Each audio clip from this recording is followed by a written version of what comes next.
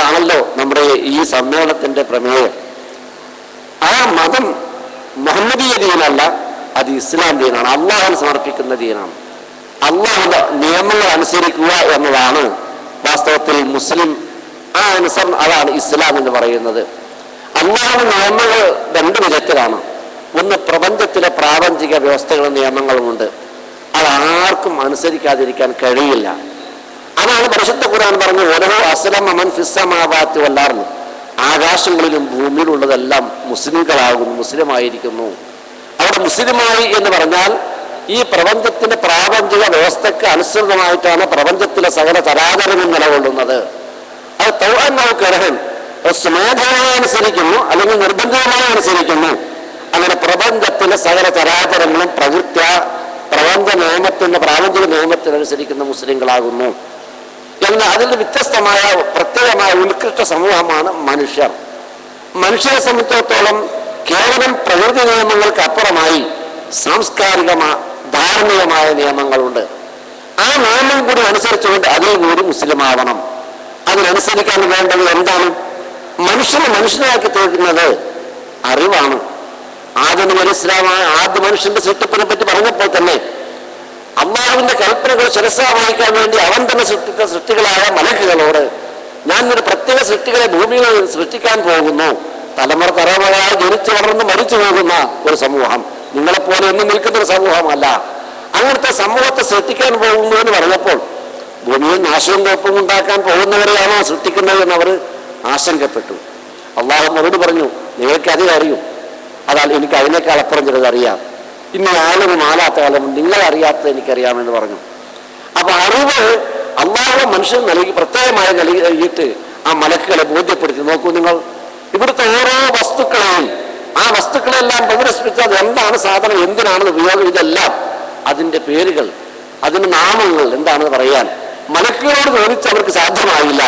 മനുഷ്യരാണെന്ന് പറഞ്ഞു കൊടുത്തത്. അതുതന്നെയാണ് മനുഷ്യരെ അവരുടെ ബുദ്ധി ഉപയോഗിച്ച് അവർക്ക് ഓരോന്നും വസ്തുക്കൾ എന്താണ് എന്ന് അതിന്റെ ഗുണദോഷങ്ങൾ മനസ്സ് കണ്ടുപിടിച്ച് നാമകരണം ചെയ്യുവാൻ പേരുകളെല്ലാം വിശേഷണങ്ങളിൽ നിന്നാണ് ഉണ്ടാവുന്നത്. അത് മനുഷ്യന്റെ കഴിവാണ്. അതുകൊണ്ട് തന്നെ ആദമിന്റെ സന്തതികളെ ഏറ്റവും ആദരിച്ചിരിക്കുന്നു എന്നാണ് പരിശുദ്ധ ഖുർആൻ പറഞ്ഞത്. വലഖദ് കറംനാ ബനി ആദം, ആദം സന്തതികളെ നാം ആദരിച്ചിരിക്കുന്നു. ആ ആദരം എന്താണ്?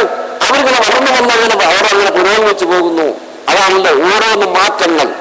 അതാ നിനക്ക് എടുത്തു പറഞ്ഞു, കരയിലും കടലിലും ഞാൻ അവരെ വാഹനത്തിലെത്തിയല്ലോ. കരയിലും ഭൂമിന്റെ മുകളിലും ഭൂമിന്റെ മുഖത്ത് അന്തരീക്ഷത്തിലും കടലിലും വാഹനങ്ങൾ കണ്ടുപിടിച്ച് യാത്ര ചെയ്യുവാൻ, പലതും കണ്ടുപിടിക്കുവാൻ, അങ്ങനെ വാഹനങ്ങളേറ്റുവാൻ അതിന്റെ പ്രാപ്തരാക്കിയിരിക്കുന്നു. അതേപോലെയാണ് തൊയ്യബാത്ത്, വിശിഷ്ട വസ്തുക്കൾ ആഹാരമായി ഉപയോഗിക്കുവാൻ ഞാൻ അവരെ ശീലിപ്പിച്ചത് അവർക്ക് നൽകിയിരിക്കുന്നു. മനുഷ്യന്റെ കഴിവാണ്, മറ്റു ഹിന്ദുക്കൾക്ക് ഇല്ലാത്തതാണ്. അപ്പൊ പ്രകൃതി എങ്ങനെയാണോ പ്രകൃതി അതുപോലെ ജീവിക്കാമെന്നല്ലാതെ ശിലായുഗത്തിൽ ജീവിച്ചിരുന്ന മൃഗങ്ങൾക്ക് ഇന്നും ഒരു മാറ്റം കാണാൻ കഴിഞ്ഞിട്ടില്ല, മാറ്റമില്ല, മലക്കുകൾക്കുമില്ല. അത് മനുഷ്യർക്കാണ് അതിലെ മാറ്റങ്ങൾ ഉണ്ടായിട്ടുള്ളത്. അതുകൊണ്ട് മനുഷ്യർ ബുദ്ധി കൊണ്ട് വളരുന്നു, ബുദ്ധി ഉപയോഗത്തുകൊണ്ട് കണ്ടുപിടിക്കുന്നു. അതുകൊണ്ട് അവർ ഓരോന്നും പരിഷ്കരിച്ചു കൊണ്ടിരിക്കുന്നു. ഈ പരിഷ്കരണ പ്രവർത്തനങ്ങളൊന്നും ആവശ്യമാണ്. അപ്പൊ അത് അങ്ങനെയുള്ള പുതിയ പ്രവർത്തനങ്ങൾ, അതാണല്ലോ യഥാർത്ഥത്തിലുള്ള നവോത്ഥാനം. പക്ഷെ നവോത്ഥാനം പറയുമ്പോൾ നാം ഒന്ന് മനസ്സിലാക്കേണ്ടതുണ്ട്, മതം അത് ഏത് രംഗത്താണ് ഉപയോഗിക്കേണ്ടത് അത് അവിടെ തന്നെ ഉപയോഗിക്കണം. അവിടെ എന്താണ് നാം ചെയ്യേണ്ടത്? മതം എന്ന് പറയുമ്പോൾ നമ്മുടെ ഇവിടെ നമ്മൾ ബുദ്ധി കൊണ്ട് കണ്ടുപിടിച്ച് എന്തൊക്കെയാണ് മനസ്സിലാക്കേണ്ടത്, ആ മനസ്സിലാക്കി അതനുസരിച്ച് ജീവിക്കേണ്ട അതല്ല മതം എന്ന് പറയുന്നത്. അത് നമ്മുടെ ശാരീരികമായ ഭൗതികമായ ആവശ്യമാണ്. മനുഷ്യൻ ആത്മാവ് എന്ന് പറയുന്നുണ്ട്. ഈ ആത്മാവ് ഇന്നും നമ്മുടെ ബുദ്ധിക്ക് വിധേയമല്ല. എന്താണ് ജീവൻ? എവിടുന്നാണ് ജീവൻ വരുന്നത്? എവിടേക്കാണ് ജീവൻ പോകുന്നത്? നമ്മൾ മനുഷ്യർ പണ്ടേ ബുദ്ധി കൊണ്ട് അന്വേഷിക്കുന്ന ഒരു കാര്യമാണത്.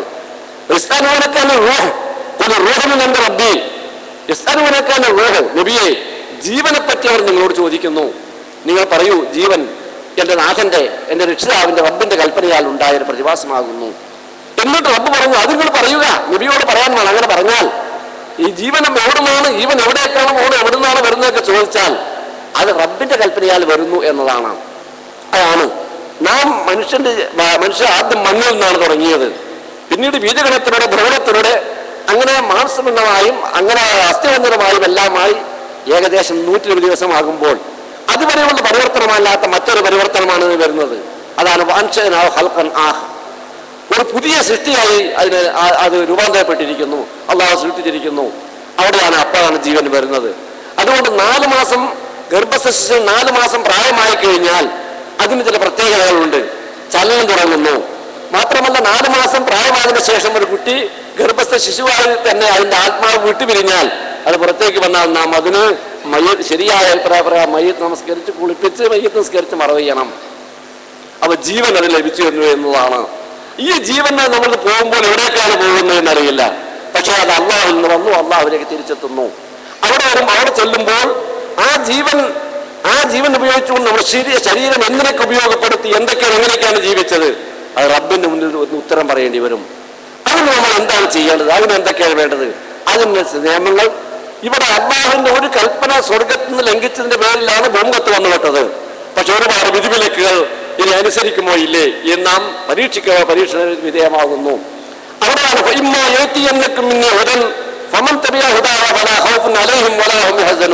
എന്റെ മാർഗദർശനം നിങ്ങൾക്ക് വന്നേക്കും.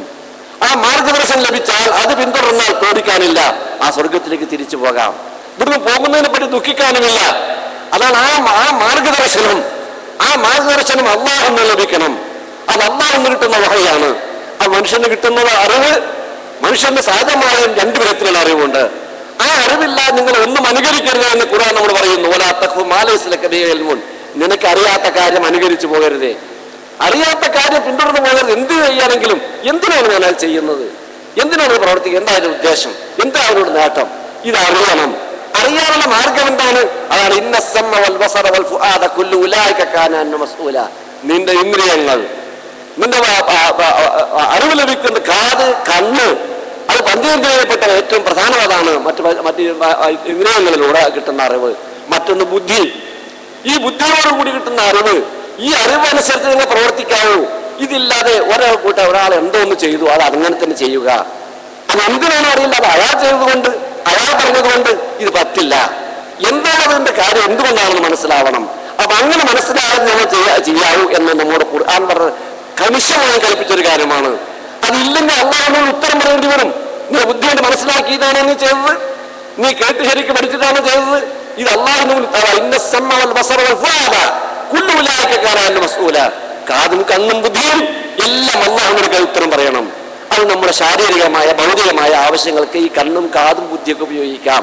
പക്ഷെ നമുക്ക് ഈ ബുദ്ധി കൊണ്ട് മനസ്സിലാക്കാൻ കഴിയാത്ത, എന്താണ് അറിയാൻ കഴിയാത്ത, നമ്മൾ ഭംഗിക്ക് വിധേയമാകാത്ത ഈ ആത്മാവ് എന്ന് പറഞ്ഞല്ലോ, ആ ആത്മാവിന്റെ ശാശ്വതമായ മോക്ഷത്തിന് എന്ത് വേണം? അതിന് അറിവിന്റെ 3ാമത്തെ മാർഗമുണ്ട്. അതാണ് വഹയ്യ്. ആ വഹയ്യ് അല്ലാഹുവിൽ ലഭിക്കുന്നു. മനുഷ്യന്മാരും തിരഞ്ഞെടുക്കുന്ന വ്യക്തികൾക്കാണ് ആ വഹയ്യ് ലഭിക്കുന്നത്. ആ വഹയ്യ് അറിവിന്റെ 3ാമത്തതാണ്. ആ വഹയ്യ് അതനുസരിച്ച് ജീവിക്കുക, അതാണ് യഥാർത്ഥത്തിൽ ദീൻ എന്ന് പറയുന്നത്. ആ ദീൻ അതിന് പ്രതിഫലം കിട്ടുന്നത് പരലോകത്ത് വെച്ച്. അതുകൊണ്ട് ദീൻ എന്ന് പറഞ്ഞാൽ പ്രതിഫലം എന്ന് മറ്റൊരുത്തമുണ്ടല്ലോ. നാം മാലിക് യൗമിദ്ദീൻ എന്ന് പറയുന്നുണ്ടല്ലോ. മാലിക് യൗമിദ്ദീൻ, പ്രതിഫലം കിട്ടുന്ന ദിവസത്തിന്റെ ഉടമസ്ഥയാണ് അല്ലാഹു. അപ്പൊ ആ ദീൻ മരണാനന്തര ജീവിതത്തിലാണ് നമുക്ക് ആ ദീൻ അനുഭവിക്കാൻ കഴിയുന്നത്. എന്നാൽ അത് ആ ദീൻ ഇവിടെ നിന്നാണ് നമുക്ക് ആ ദീനുണ്ട്. ആ ദീൻ എന്താണ്? അള്ളാഹുവിന്റെ നിയമങ്ങളാണ് ആ ദീൻ. ആ നിയമങ്ങളോട് ജീവിക്കുക എന്നതാണ്, അവിടെ ജീവിക്കേണ്ടതാണ്. എന്തൊക്കെയാണ് നമ്മുടെ ആത്മാവിന്റെ പാരത്രികമായ മോക്ഷത്തിന് വേണ്ടി എന്തൊക്കെ നാം പ്രവർത്തിക്കണം, എന്തൊക്കെ പ്രവർത്തിക്കാൻ പാടില്ല, അത് അള്ളാഹു പ്രവാചകന്മാർ മുഖേന അവന്റെ വഹയ്യ് കൊണ്ട് നമുക്ക് അറിയിച്ചു തന്നിട്ടുണ്ട്. അത് അങ്ങനെ തന്നെ നാം സ്വീകരിക്കണം. അങ്ങനെ ആ ദീൻ അനുസരിക്കുന്നതാണ് ഇസ്ലാം ദീൻ എന്ന് പറയുക. അള്ളാഹുവിനെ അനുസരിക്കുന്ന ദീനാണ്. അതുകൊണ്ട് തന്നെ ഇന്നദ്ദീന ഇൻദല്ലാഹിൽ ഇസ്ലാം, കീഴ്പ്പെടുക എന്ന ആ ദീൻ, മതം, അള്ളാഹുവിന്റെ അടുക്കൽ അവന്റെ കൽപ്പനയ്ക്ക് കീഴ്പ്പെടുക എന്നതാണ്. അതെ, അള്ളാഹുവിന്റെ മതം, അള്ളാഹു ഇഷ്ടപ്പെടുന്ന ദീനേതാണ്, അള്ളാഹുവിനെ അനുസരിക്കുന്ന ദീന്, അവന് വിട്ടുപോയി അവന്റെ കൽപ്പനകൾ, അവന്റെ നിയമങ്ങൾ സ്വീകരിക്കുന്ന ദീൻ, അതല്ലേ അള്ളാഹു ഇഷ്ടപ്പെടും. ശൈത്താന്റെ കൽപ്പനക്കും ശൈത്താന്റെ തോന്നലുകൾക്കും വിധേയമാകുന്ന ദീൻ അത് അള്ളാഹു ഇഷ്ടപ്പെടില്ലല്ലോ. വേറെ ഏതൊരു സൃഷ്ടിയുടെയും ആ സൃഷ്ടികൾ ഉണ്ടാക്കിയ ദീൻ, അവരുടെ നിയമം അതനുസരിച്ചാൽ അള്ളാഹു ഇഷ്ടമാവുകയില്ല. അള്ളാഹുവിന്റെ അടുക്കൽ സ്വീകാര്യമായ ദീൻ എന്ന് പറഞ്ഞാൽ അള്ളാഹുവിനെ അനുസരിക്കുന്ന ദീനാണ്. അത് അവന്റെ ഓരോ കാലത്തും വേദങ്ങളിലൂടെ അവന്റെ മതഗ്രന്ഥങ്ങളിലൂടെ അറിയിച്ചു തന്നിരിക്കുന്നു. വേദഗ്രന്ഥങ്ങൾ അനുസരിച്ച് ജീവിക്കുന്ന പ്രവാചകന്മാരെല്ലാം അവർ ഇസ്ലാം ദീൻ സ്വീകരിച്ചവർ മുസ്ലിങ്ങളായിരുന്നു. അവരെല്ലാം ഓരോ കാലഘട്ടങ്ങളാകുമ്പോഴും ആ നിയമങ്ങളുടെ സംഹിതക്ക് അലങ്കോലപ്പെട്ടു പോകും, അത് തകരാറായി പോകും. അപ്പോഴാണ് പുതിയ നിയമം വരുന്നത്, പുതിയ വേദഗ്രന്ഥം വരുന്നത്. അങ്ങനെ അവസാനം വന്നപ്പോൾ മനുഷ്യരെല്ലാം ഒരേ സമൂഹമായി ബന്ധപ്പെടുവാനും ബുദ്ധിപരമായി വളരുകയും ചെയ്യുമെന്ന് വന്നപ്പോൾ ഇനി പുതിയ വേദഗ്രന്ഥങ്ങളുടെ ആവശ്യമില്ല, ഇനി പുതിയ പ്രവാചകന്റെ ആവശ്യമില്ല. അതുകൊണ്ട് അവസാനത്തെ പ്രവാചകനായ മുഹമ്മദ് മുസ്തഫ സല്ലല്ലാഹു അലൈഹി വസല്ലം നിയോഗിക്കുകയും നബി സല്ലല്ലാഹു അലൈഹി വസല്ലമയ്ക്ക് എന്നേക്കുമായ ഒരു വേദഗ്രന്ഥം ഇറക്കി കൊടുക്കുകയും ചെയ്തു. അതാണ് ഖുർആൻ. ഈ ഖുർആൻ ഇന്ന ഹാദൽ ഖുർആൻ യഹ്ദി ലില്ലത്തി ഹി അഖ്വം, ഇവിടെ ഏറ്റവും നേരായതേതാണോ ശരിയായതേതാണോ അതിലേക്കാണ് ഖുർആൻ നയിക്കുന്നത്. ആ ഖുർആൻ നേരാണ് നാം സ്വീകരിക്കുന്നത്, അതനുസരിച്ചാണ് നാം ജീവിക്കേണ്ടത്. അതുകൊണ്ട് തന്നെ അങ്ങനെ അതനുസരിച്ച് ജീവിച്ചാൽ ഏറ്റവും നേരായ മാർഗ്ഗം അതിലേക്കാണ് ഖുർആൻ നയിക്കുന്നത്. ഹാദൽ ഖുർആൻ യഹ്ദി ലില്ലത്തി ഹി അഖ്വം, ഏറ്റവും ഏതാണോ ഏറ്റവും നേർവഴിയേതാണോ അതിലേക്കാണ് ഖുർആൻ നയിക്കുന്നത്. അതുകൊണ്ട് നാം ഇപ്പോൾ അനുകരിക്കേണ്ടത്, നാം സ്വീകരിക്കേണ്ടത് നമ്മുടെ ഇമാം പരിശുദ്ധ ഖുർആനാണ്. ഖുർആനാണ് നമ്മുടെ ഇമാം. അതുകൊണ്ട് ആത്മാവിന്റെ മോക്ഷത്തിന്റെ ഇമാം ആരാണെന്ന് ചോദിക്കുമ്പോൾ എന്റെ ഇമാം ആരെങ്കിലും ഏതൊരു വ്യക്തിയുടെ പേര് പറഞ്ഞാലും അത് സ്വീകാര്യോഗ്യമല്ല, അത് ശരിയല്ല. അതുകൊണ്ട് തന്നെ ചില ആളുകൾ അത് പറഞ്ഞു കൊടുക്കാൻ വേണ്ടി ചില അന്ധവിശ്വാസങ്ങൾ സ്വീകരിക്കുന്നത്, മരിച്ച് മണ്ണടഞ്ഞ് മണ്ണിന്റെ അടിയിൽ വെച്ച് മൂടുകളിൽ വെച്ച് മണ്ണിട്ട് പോയാൽ ഒരാഴ്ച നമ്മൾ ട്യൂഷൻ കൊടുക്കുകയാണ്. നിന്റെ കബറിൽ എത്തിക്കഴിഞ്ഞാൽ ആത്മാവ് പിരിഞ്ഞു പോയാണല്ലോ, വീണ്ടും നിനക്ക് ജീവൻ നൽകുന്നു. എന്നിട്ട് നിനക്ക് ജീവൻ നൽകുന്ന ജീവിപ്പിച്ചിട്ട് നീ ചോദിക്കുന്നു നിന്റെ റബ്ബ് ആരാ, സൃഷ്ടിച്ചവൻ ആരായിരുന്നു നിന്നെ സൃഷ്ടിച്ചത്? അതേപ്രകാരം നീ എന്തനുകരിച്ചുകൊണ്ടാണ് ജീവിച്ചത്? അതേ ഇമാമുക്ക, നീ എന്റെ ഏതാണ് ഇമാമായി സ്വീകരിച്ചതെന്ന് പറയുമ്പോൾ അവിടെ നമ്മൾ ഏത് ഇമാം, ഇമാം ഷാഫിയോ ഹനഫിയോ ഹംബലിയോ മാലിക്കിയോ അശ്ശരിയോ മാതുരീദിയോ ശാഫിഇയോ താരിയോ, ഇതൊന്നും പറഞ്ഞ രക്ഷയില്ല. ഖുർആൻ ഇമാമി, ഖുർആനാണ് ഇമാം, ഖുർആനാണ് ഇമാം എന്ന് പറയണം. അല്ലാഹുവിനോട് ചോദിക്കുമ്പോൾ എന്റെ ഇമാം ഖുർആനാണെന്ന് പറയണം. അവിടെയാണ് ഇസ്ലാഹ പ്രസ്ഥാനത്തിന്റെ വിദഗ്ധത. കാരണം ഇത് മരിച്ച മനുഷ്യന്റെ മണ്ണിന്റെ അടിയിലേക്ക് അങ്ങോട്ട് അയാൾക്ക് ജീവിതകാലത്ത് സംസാരിക്കാനോ അറിയാനും പറ്റാത്ത ഭാഷയിൽ പറഞ്ഞു കൊടുക്കലല്ല ചെയ്യേണ്ടത്. ജീവിക്കുന്ന മനുഷ്യനോട്, ആ ജീവിക്കുന്ന മനുഷ്യനോട് നിന്റെ ഇമാം ഖുർആനായി സ്വീകരിക്കണം. ആ ഖുർആൻ അനുസരിച്ചാണ് ജീവിക്കേണ്ടത്. അതാണ് ഇമാം എന്ന് നീ പറയണം, അതനുസരിക്കണം, അത് ഉൾക്കൊള്ളണം. ആ ഖുർആൻ അതാണ് നമുക്ക് വന്ന ബസീറത്ത്, ഉൾക്കാഴ്ച. അതുകൊണ്ടാണ് ഹാദിഹി സബീലി, ഇതാണ് എന്റെ വഴി, അതുമില്ല ഞാൻ അല്ലാഹുവിലേക്ക് ക്ഷണിക്കുന്നു. മുഹമ്മദ് നബിയും ഈ ഖുർആൻ അനുസരിക്കാൻ ബാധ്യസ്ഥനാണ്. നബിയോട് തന്നെ ഖുർആൻ പറഞ്ഞു ഇത്തബിഅ യുഹായിലേക്ക് റബ്ബിക്ക്, റബ്ബിൽ നിന്ന് നിങ്ങൾക്ക് വഹയ്യായി കിട്ടിയത് നബിയെ നിങ്ങൾ പിന്തുടരണം. അത് നബിയും ഖുർആൻ തുടരാൻ ബാധ്യസ്ഥനാണെന്ന് അർത്ഥം. അത് നബിയുടെയും അനുകരിക്കേണ്ട ഇമാം ഖുർആൻ തന്നെയാണ്. അത് അവിടുന്ന് വന്ന ഉൾക്കാഴ്ച പ്രമാണമാണത്, ഉൾക്കാഴ്ചയാണത്. അതുകൊണ്ട് അതുമില്ല ഞാൻ അല്ലാഹുവിലേക്ക് ക്ഷണിക്കുന്നു അലാ ബസീറത്തിൻ, ശരിയായ വെളിച്ചത്തിന്റെ അടിസ്ഥാനത്തിൽ. ആ വെളിച്ചം ഉള്ളിലുള്ള വെളിച്ചമാണ് ഈ ഖുർആന്റെ വെളിച്ചം. അതുകൊണ്ടാണ് ആമിനൂ ബില്ലാഹി വറസൂലിഹി വന്നൂരിൽ ലദീ അൻസൽനാ, നിങ്ങൾ അല്ലാഹുവിനെ വിശ്വസിക്കുവിൻ, അവന്റെ നൂറിൽ വിശ്വസിക്കുവിൻ. വന്നൂരിൽ ലദീ അൻസൽനാ, നാം അവതരിപ്പിച്ച, നാം ഇറക്കിയ ഈ ഖുർആനിൽ നിങ്ങൾ വിശ്വസിക്കുവിൻ, ഈ ഖുർആനിൽ നിങ്ങൾ വിശ്വസിക്കുവിൻ എന്നാണ് പറയുന്നത്. പക്ഷെ ആ ഖുർആൻ ജീവിക്കുന്ന മനുഷ്യൻ അത് മനസ്സിലാക്കി ഉൾക്കൊണ്ട ജീവിതത്തിൽ പകർത്തണം. അത് മണ്ണടഞ്ഞ് അത് മരിച്ചു കഴിഞ്ഞ് ജീവൻ വിട്ടുപിരിഞ്ഞു എന്ന് തോന്നിയാൽ എങ്ങനെ ഖുർആൻ ഓതിക്കേൽപ്പിച്ചു കൊടുക്കുക എന്നല്ല വേണ്ടത്. ജീവിക്കുന്ന മനുഷ്യനെ ഖുർആൻ പഠിപ്പിക്കണം, ആ ഖുർആൻ മനസ്സിലാക്കണം, അയാൾ ജീവിക്കണം. അതുകൊണ്ട് തന്നെ നമ്മൾ സാധാരണ അന്ധവിശ്വാസിക്കാരിൽ മരിച്ചു കഴിഞ്ഞാൽ പിന്നെ ഖുർആൻ എടുത്തെങ്കിൽ ഓതുക, മരിച്ചോട് തലക്കുമ്പാത്തിരുന്നു മുസാഫിർത്ത് ഇങ്ങനെ കുറെ ആളുകൾ ഓതുക. അങ്ങനത്തെ ഒരു കൂട്ടം ഓത്തിന്റെ സമ്പ്രദായം തന്നെ പാടില്ല. കാരണം ഖുർആൻ ഓരോരുത്തരും അവനവൻ മനസ്സിലാക്കേണ്ട രൂപത്തിൽ അവനവൻ സ്വന്തമായി ഓതുക. അതല്ലെങ്കിൽ ഉറക്കുവാണെങ്കിൽ ഒരാൾ ഓതി മറ്റുള്ളവരെല്ലാം കേൾക്കുക. എല്ലാവരും കൂടി ഖുർആൻ ശബ്ദമുയർത്തി ഓതി ഖുർആൻ കൊണ്ട് അങ്ങോട്ടും ഇങ്ങോട്ട് മത്സരിക്കാൻ പാടില്ല. ഖുർആൻ തന്നെ പറയുന്നത് ഖുർആൻ പുസ്തകം അനുസരിച്ചു ഖുർആൻ ഓതിയാൽ നിങ്ങൾ ഖുർആൻ മറ്റുള്ളവർ ശ്രദ്ധിച്ച് കേൾക്കണം. അതല്ലെങ്കിൽ ഉറക്കോതരുത്, അവനവന് കേൾക്കാൻ മാത്രം സ്വന്തം ഓതിയാൽ മതി. അതല്ല, ഒരാൾ ഉറക്കോതാണെങ്കിൽ ബാക്കിയുള്ളവർക്ക് ശ്രദ്ധിച്ചു പോകണം. നേരെ മറിച്ച് ഒരാള് അത്തൈബുസ്സലാ നിസ്കരിക്കുക എന്ന് പറയുമ്പോൾ വിഭജിക്കരുതേ എന്ന്, അപ്പുറത്തോന്ന് ഒസാരക്കത്ത് കള്ളനും കള്ളത്തിയുമായി കൈമുറിക്കാണ് വേണ്ടത് എന്ന്. ഇങ്ങനെ ഓരോരുത്തരും അങ്ങോട്ടും ഇങ്ങോട്ടും ഓതി പിടിവലിയല്ല ഖുർആൻ കൊണ്ട് വേണ്ടത്. ഒന്നിക്കലും സ്വന്തമായി മനസ്സിലാക്കാൻ വേണ്ടി ഓരോരുത്തരും അവനവന്ന് ഓതുക. അതല്ലെങ്കിൽ ഒരാൾ ഓതി എല്ലാവരും ശ്രദ്ധിച്ച് കേൾക്കുക. അതിന് വ്യത്യസ്തമായി മരിച്ചോണ്ട് നിൽക്കുമ്പോൾ എല്ലാവരും കൂടി ഒന്ന് സമ്പ്രദായം. മാത്രമല്ല ഓതുന്നതാണെങ്കിലോ ഖുർആന്റെ കൽപ്പന വിശേഷിപ്പിക്കുന്ന സൂറത്ത് യാസീനും അത് അതിനേക്കാണ് രസം. മരിച്ചു കഴിഞ്ഞാൽ യാസീൻ ഓതുന്നു. പക്ഷെ യാസീൻ അത് മരിക്കുന്നതിന് മുമ്പ് അത് കേൾക്കാൻ മനസ്സിലാക്കാവുന്ന ഭാഗത്ത് ഓതാനാണ് പറഞ്ഞത്. അപ്പൊ അതുകൊണ്ട് തന്നെ ഈ ഖുർആൻ അനുസരിച്ച് നാം ജീവിക്കുക. ആ ഖുർആൻ ആർക്കും അർത്ഥസംഖ്യക്കിടയില്ലാത്തതാണ്. അത് കഴിഞ്ഞ ഖുർആൻ ജീവിതത്തിൽ പ്രാവർത്തികമായി കാണിച്ചത് മുഹമ്മദ് മുസ്തഫ സല്ലല്ലാഹു അലൈഹി വസല്ലം 23 കൊല്ലം കൊണ്ട് 23 കൊല്ലം കൊണ്ട് പ്രാവർത്തികമാക്കുമ്പോൾ നബിയുടെ ഹദീസ് നബിയുടെ സുന്നത്ത് അതാണ് നമ്മുടെ അടുത്ത പ്രമാണം. റസൂല.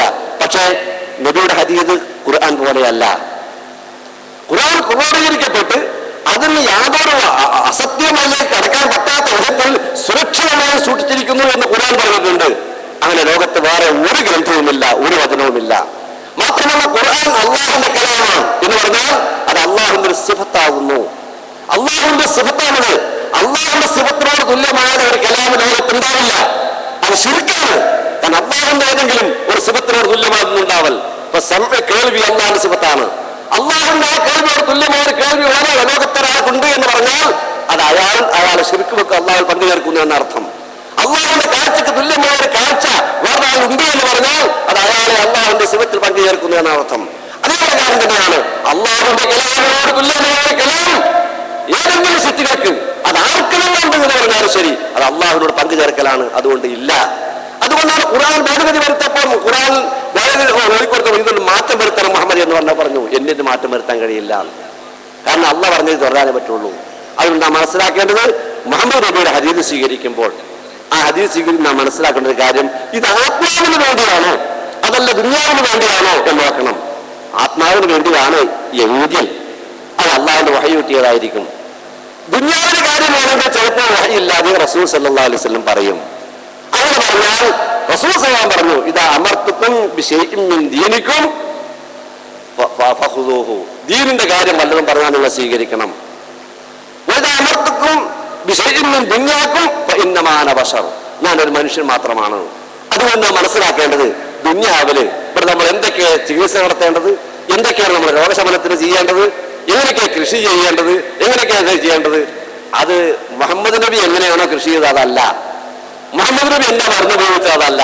അത് നമ്മുടെ ബുദ്ധി ഉപയോഗിച്ച് മാറ്റങ്ങൾ വരുത്തണം. നമ്മുടെ ദീനിന്റെ കാര്യം നബിയുടെ കാലത്ത് പൂർണ്ണമായി ഒരു മാറ്റം വരുത്താൻ പാടില്ല. ഇതാ രണ്ടും വ്യത്യാസം. ഇത് മനസ്സിലാക്കാൻ സാധിക്കണം. അതുകൊണ്ട് തന്നെ ഇതൊന്നും കൂടി നോക്കുമ്പോൾ നബിയിൽ ഖുർആൻ കേട്ടാൽ അവിടെ അങ്ങനെ തന്നെ ശരിക്കണം. നബിയിൽ കേൾക്കുമ്പോൾ നബി നേരിട്ട് കേട്ടാൽ നമുക്ക് യാതൊരു സംശയത്തിനിടയില്ലല്ലോ മുഹമ്മദ് നബി സല്ലല്ലാഹു അലൈഹി വസല്ലം പറയുന്നതാണ്. നബിയിൽ നിന്ന് വേറെ പറയുന്ന റിപ്പോർട്ട് ചെയ്യുകയാണെങ്കിലോ ഒന്ന് ശ്രദ്ധിക്കണം. ഖുർആൻ പറയുന്നു റിപ്പോർട്ട് ചെയ്യുന്ന ആള് ദോഷം ചെയ്യുന്ന ആളാണോ എങ്കിൽ പറ്റില്ല, ആളെ സ്വീകരിക്കാൻ പറ്റില്ല. ദോഷം ചെയ്യാൻ പറ്റില്ല. എന്തെങ്കിലും അബദ്ധം അതുപോലെ തന്നെ അയാളെ ബുദ്ധിക്ക് തയ്യാറുള്ളതാണോ, അങ്ങനെ ബുദ്ധിക്ക് എന്തെങ്കിലും മനഃപ്പാടമാക്കാൻ തയ്യാറുള്ളതാണോ എങ്കിൽ അയാൾ നബി പറഞ്ഞു പറഞ്ഞാൽ സ്വീകരിക്കാൻ പറ്റില്ല. അതേ പ്രകാരം തന്നെയാണ് റസൂൽ സല്ലല്ലാഹു അലൈഹി വസല്ലം പറഞ്ഞു കൊടുത്തു ഇതാ സമയത്തും ഹദീസും അങ്ങനെ എന്നെ പറ്റി നിങ്ങൾ ഹദീസ് കേട്ടാൽ ആ ഹദീസ് നിങ്ങൾ കൊണ്ടുപോക്കും നിങ്ങളുടെ ഹൃദയങ്ങൾ മനസ്സിലാക്കുന്നതാണ്. വിനോദക്കും അഷ്ആറക്കും നിങ്ങൾ രോമകോപങ്ങളും ചർമ്മങ്ങളും അതിന് വിനോദമാകുന്നതാണ്. വന്തും ഇന്ന് കരീത്തിനോട് അടുത്തു വയ്ക്കുന്നതാണ് എങ്കിൽ ഫാനാവുലാബി ഞാൻ പറയാൻ സാധ്യത ഉണ്ടാവും. ഞാൻ അതിനോട് പറയാൻ അർഹിക്കുന്നവനാണ്. നേരെ മറിച്ച് നിങ്ങൾ ഹൃദയം മറക്കുന്നതും നിങ്ങൾ രോമകോപങ്ങൾ തള്ളിക്കളയും നിങ്ങൾ ഒന്നാമത് തള്ളിക്കളയും നിങ്ങൾ അയന്നു പോകുന്നതാണെങ്കിൽ ഞാൻ അബാദ് പിന്നെ ഞാൻ അതിനേക്കാൾ അപ്പുറമാണ് ഞാൻ പറഞ്ഞിട്ടുണ്ടാവൂല. അത് ബുദ്ധിക്കും നമ്മുടെ ഇതിന് യോജിക്കാത്തത് കണ്ടാൽ ഖുർആനെ യോജിക്കാത്തത് കണ്ടാൽ അത് നബിന്ന് നേരിട്ട് കേൾക്കുന്ന അല്ലെങ്കിൽ മറ്റുള്ളവരാണെങ്കിൽ അത് സാധ്യത മനസ്സിലാക്കണം. ഞാൻ അവസാനിപ്പിക്കട്ടെ. പക്ഷെ ഇന്ന് നബിയുടെ വചനങ്ങൾ നബിയെ തന്നെയാണല്ലോ ഓരോന്നിൽ പോകുന്നത്. നബിനെയാണ് അള്ളാഹുവിന്റെ പങ്കു ചേർക്കുന്നത്. അതുകൊണ്ട് തന്നെ ഇപ്പോൾ നബിനെ ഉയർത്തിക്കൊടുന്ന് നബി അല്ലാത്ത വിധത്തിൽ ഇലാഹാക്കി ഉയർത്തുവാൻ നബിയുടെ സിഫത്തുകൾ ഓരോന്നും അങ്ങനെ കൊണ്ടുവരാൻ ശ്രമം. അതൊരു ഭാഗത്ത് യാഥാസ്ഥികന്മാർ, മറുഭാഗത്ത് ഉൾഭാഗത്ത് ഒന്നുമില്ലാതാക്കാണ് മോറലിസ്റ്റുകൾ. ശരിയായ ദിശയിലൂടെ വരുമ്പോൾ അതിലൂടെ തന്നെ വേറെ വിശ്വാസം കൊണ്ടെന്ന് തോന്നുന്നവർ അതെല്ലാം ഇന്ന് വ്യതിചലിച്ചു പോയി ഓരോന്നും പഴയ ദുരാചാരങ്ങളിലേക്ക് വ്യതിചലിച്ചു പോകുന്നു. ഇതിൽ സുരക്ഷിതരായി നിൽക്കാൻ നാം ഖുർആന്റെ ഹിദായത്തോടുകൂടി ശരിയായ ബോധത്തോടുകൂടി ദിശാബോധത്തോടുകൂടി ജീവിക്കാൻ അതിനാണ് നമ്മൾ ശ്രമിക്കേണ്ടത്. അതിനാണ് നമ്മുടെ ഇസ്ലാഹി പ്രസ്ഥാനം. അത് ഉൾക്കൊണ്ടുകൊണ്ട് ജീവിക്കാനും മനസ്സിലാക്കുവാനും എല്ലാവരും ഈ പ്രവർത്തനവുമായി ബന്ധപ്പെട്ട് ഇതിൽ നിന്ന് സത്യം മനസ്സിലാക്കി നമ്മൾ ദുനിയാവിൻ്റെത് മറ്റൊരു കാര്യം മനസ്സിലാക്കുകയും അത് ഉൾക്കൊണ്ടുകയും ചെയ്യുക. റബ്ബ് അതിന് നമുക്ക് തൗഫീഖ് നൽകുമാറാവട്ടെ. اللهم ربنا تقبل منا انك انت السميع العليم وتب علينا انك انت التواب الرحيم وسلام على المرسلين الحمد لله رب العالمين السلام عليكم ورحمة الله.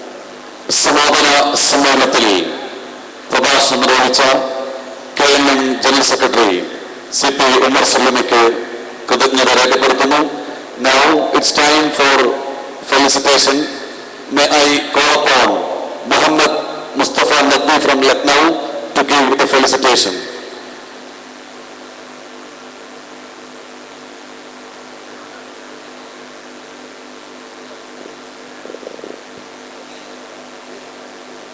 बिस्मिल्लाहिर्रहमानिर्रहीम अल्हम्दुलिल्लाह व बिही नस्तईन व सल्लल्लाहु अला नबील करीम व अला आलिहि व सहबिहि अजमईन व बाद. मशाइखन अल किराम और हमारे बुज़ुर्ग उलमा, बुज़ुर्गों, नौजवान साथियों, ख़वातीन हज़रात, मैं आपके सामने उर्दू ज़ुबान में कुछ बातें कहना चाहता हूँ, इसलिए कि मेरा ताल्लुक़ लखनऊ से है और डॉक्टर हुसैन मदूर हफ़िज़हुल्लाह से तारुफ़ के बाद केरला और शिमाल के दरमियान एक मुत्तहिदा कोशिश के लिए हम उनके साथ एक साथ चल रहे हैं.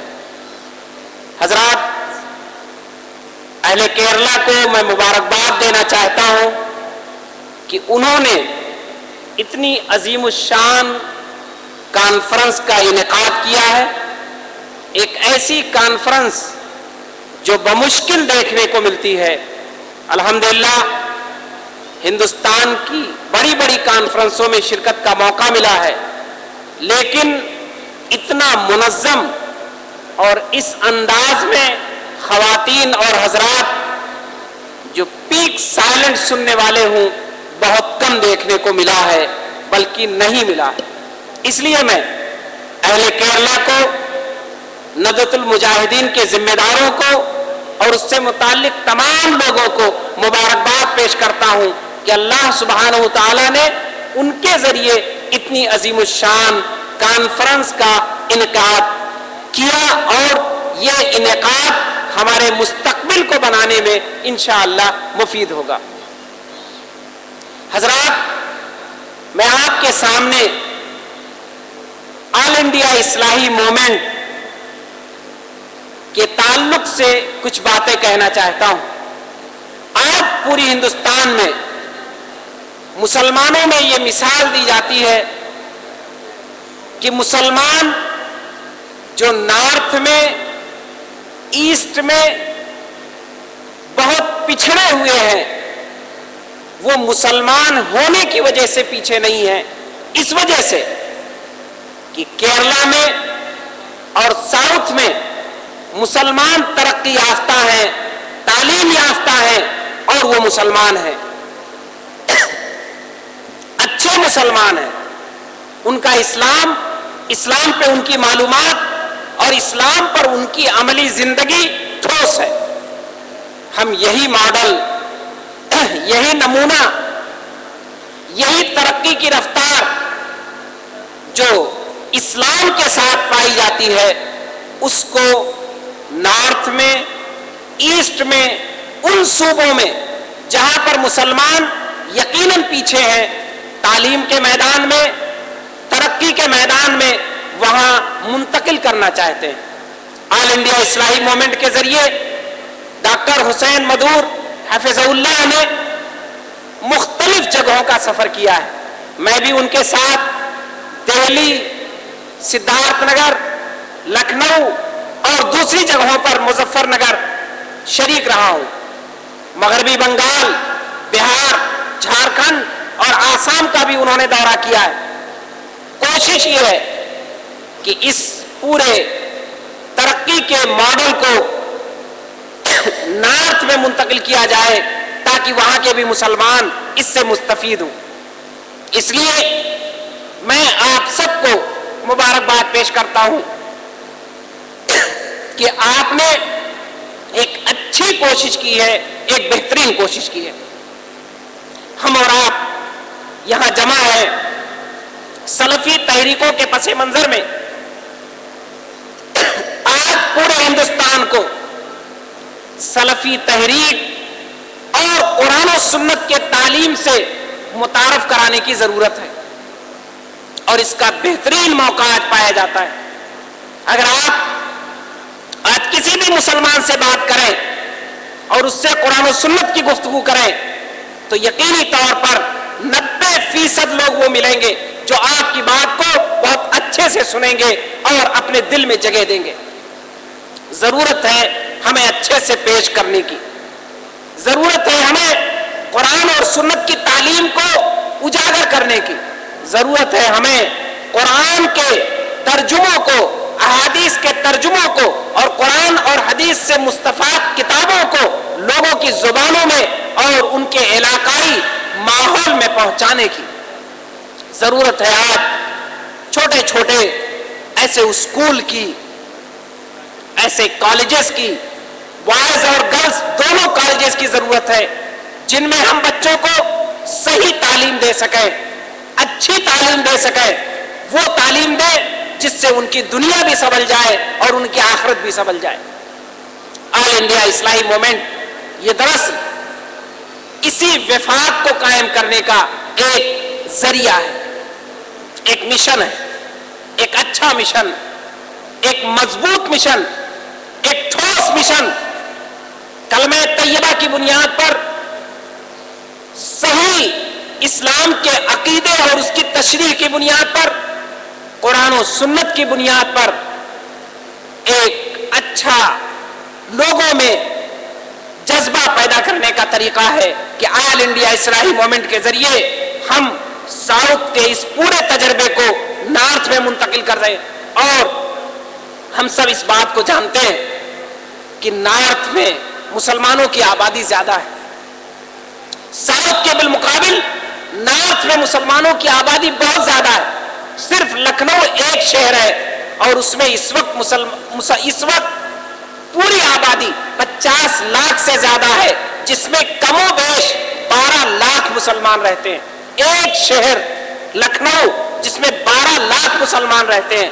आप जरा तसव्वुर करें, आज हम इस्लाम के अमन सलामती का पैगाम जिसे पूरी दुनिया में पहुंचाना चाहते हैं, और ये पहुंचाना हमारी और आपकी जिम्मेदारी है, हमारी खवातीन की जिम्मेदारी है, हमारे नौजवानों की जिम्मेदारी है, पढ़े लिखे लोगों की जिम्मेदारी है। ये इस्लाम का पैगाम उसी वक्त सही से पहुंच सकेगा जब पूरा हिंदुस्तान इस इस्लाम के पैगाम को पहुंचाने के लिए उठ खड़ा होगा। केरला के मुसलमान जिस तरह इस्लाम को समझते और जानते हैं, उसी तरह जब नॉर्थ और ईस्ट के मुसलमान भी इस्लाम को जाने और समझेंगे तो ऐसी सूरत में वो इस्लाम को पूरे हिंदुस्तान में पहुंचाएंगे। एक चीज जहन में रखिए कि आज हिंदुस्तान में और पूरी दुनिया में, मैं हिंदुस्तान के पस मंजर में ज्यादा इसलिए बात करता हूं कि यह काम करना हमारे लिए आसान है और यह हमारी जिम्मेदारी भी है। पहली ड्यूटी हमारी यह है कि हिंदुस्तान में इस्लाम के पैगाम को हम आम करें। आज दुनिया को जो करप्शन से झेल रही है, जहां करप्शन हर मोड़ पे पाया जाता है, आज हिंदुस्तान को इस्लाम के सही अखलाकी और मामलात की गुफ्तगू से मुतारफ करा करके इस करप्शन से आजाद कराया जा सकता है। लोग मुसलमान हो या ना हो, लेकिन इस्लाम की तालीमात से अपने समाज और सोसाइटी को वो मुनव्वर कर सकते हैं, और ये हमारी जिम्मेदारी है। ऑल इंडिया इस्लाही मूवमेंट अल्हम्दुलिल्लाह ये काम बहुत अच्छे से कर रहा है, इसलिए हम लोग भी उसके शरीके कारवां हैं। अल्लाह करे कि ये जो अकेले हुसैन मडूर और उनके साथियों ने कारवां का आगाज किया है, ये कारवां आगे बढ़ता जाए और अल्लाह तबारक तआला इसे साबित कदमी और तरक्की दे। वमा तौफीकी इल्ला बिल्लाह अलैहि तवक्कलतु व इलैहि उनीब।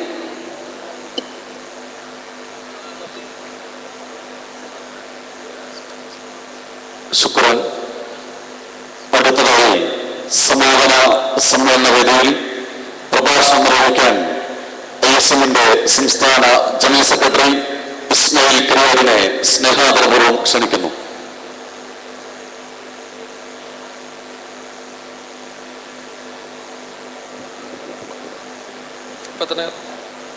അസ്സലാമു അലൈക്കും വറഹ്മത്തുള്ളാഹി വബറകാതുഹു. അൽഹംദുലില്ലാഹ് വസ്സലാത്തു വസ്സലാമു അലാ അഷ്റഫുൽ മുർസലീൻ വഅലാ ആലിഹി വസഹ്ബിഹി അജ്മഈൻ. ഈ വലിയ സമ്മേളനത്തിന് മാസങ്ങളായി തിരശ്ശീലക്ക് മുന്നിലും പിന്നിലുമായി ത്യാഗോജ്വലമായ പ്രവർത്തനങ്ങൾക്ക് നേതൃത്വം കൊടുത്തുകൊണ്ടിരിക്കുന്ന എൻ്റെ പ്രിയപ്പെട്ട നേതാക്കളെ, കേരളത്തിൻ്റെ അഷ്ടദിക്കുകളിൽ ഇസ്ലാഹി പ്രസ്ഥാനത്തിൻ്റെ ഉജ്ജ്വലമായ ആദർശത്തെ കളങ്കമില്ലാതെ കഴിഞ്ഞ മാസങ്ങളോളം പ്രചരിപ്പിച്ച് അത്യാഹ്ലാദപൂർവം ഈ സമ്മേളനത്തിനെത്തിച്ചേർന്ന് ത്യാഗനിർഭരമായ 4 ദിവസങ്ങൾക്ക് ശേഷം തിരിച്ചു പോകാൻ വേണ്ടി വെമ്പൽ കൊള്ളുന്ന പ്രിയപ്പെട്ട എൻ്റെ ഇസ്ലാഹി പ്രവർത്തകരെ, എടരിക്കോട്ട് ഈ മഹാസമ്മേളനം ബഹുമാന്യനായ CP ഉമർ സുല്ലമി പറഞ്ഞതുപോലെ ഒരുപാട് വ്യതിരിക്തതകൾ നിലനിൽക്കുന്ന സമ്മേളനമാണ് 8ാമത്തെ മുജാഹിദ് സമ്മേളനം. ഇതൊരു ഫത്ഹിന്റെ സമ്മേളനമാണ്. ഉഹദ് യുദ്ധത്തിന്റെ രണാങ്കളത്തിൽ മഹാനായ റസൂലുള്ളാഹി സ്വല്ലല്ലാഹു അലൈഹി വസല്ലമ മരിച്ചു എന്ന കിംവദന്തി പരക്കുകയും മുസ്ലിം സൈന്യം ഛിന്നഭിന്നമാവുകയും ചെയ്ത് താൽക്കാലികമെങ്കിലുമുള്ള പ്രയാസം നേരിട്ട് പിന്നീട് വർഷങ്ങളോളമുള്ള ത്യാഗനിർഭരമായ പ്രവർത്തനങ്ങളിലൂടെ മദീന ഇസ്ലാമിന്റെ കാൽക്കീഴിലാക്കുകയും മദീനയുടെ വിജയത്തിന്റെ ശേഷം മഹാനായ പ്രവാചകനും അനുചരന്മാരും ലോകത്ത് തുല്യതയില്ലാത്ത ഒരു ജൈത്രയാത്ര നടത്തുന്നുണ്ട്. അത് മക്കയിലേക്കായിരുന്നു. ആ മക്കയിലേക്കുള്ള യാത്രയിൽ എല്ലാ ഊടുവഴികളിൽ നിന്നും ആ യാത്രാ സംഘത്തിന്റെ കൂടെ എല്ലാവരും കൂടിച്ചേർന്നു.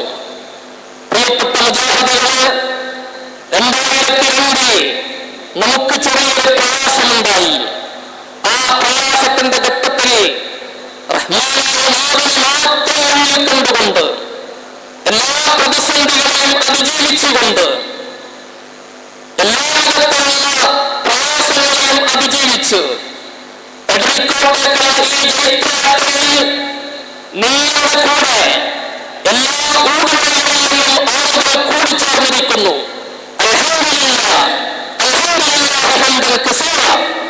പക്ഷേ ഈ വിജയത്തിൽ നാം അഹങ്കരിക്കരുത്. നിങ്ങൾ നോക്കിയിട്ട് ആദർശവെച്ച് കുഞ്ഞും കാട്ടിയിരുന്ന ആളുകളുണ്ട്. ഇനി അങ്ങനെ കുഞ്ഞും കാട്ടാൻ ഒരുവരുടെയും കൈ ഉയരില്ല. ആദർശവെടിയായ ആരോപണങ്ങളോട് സർവ്വഭാഗങ്ങളെയും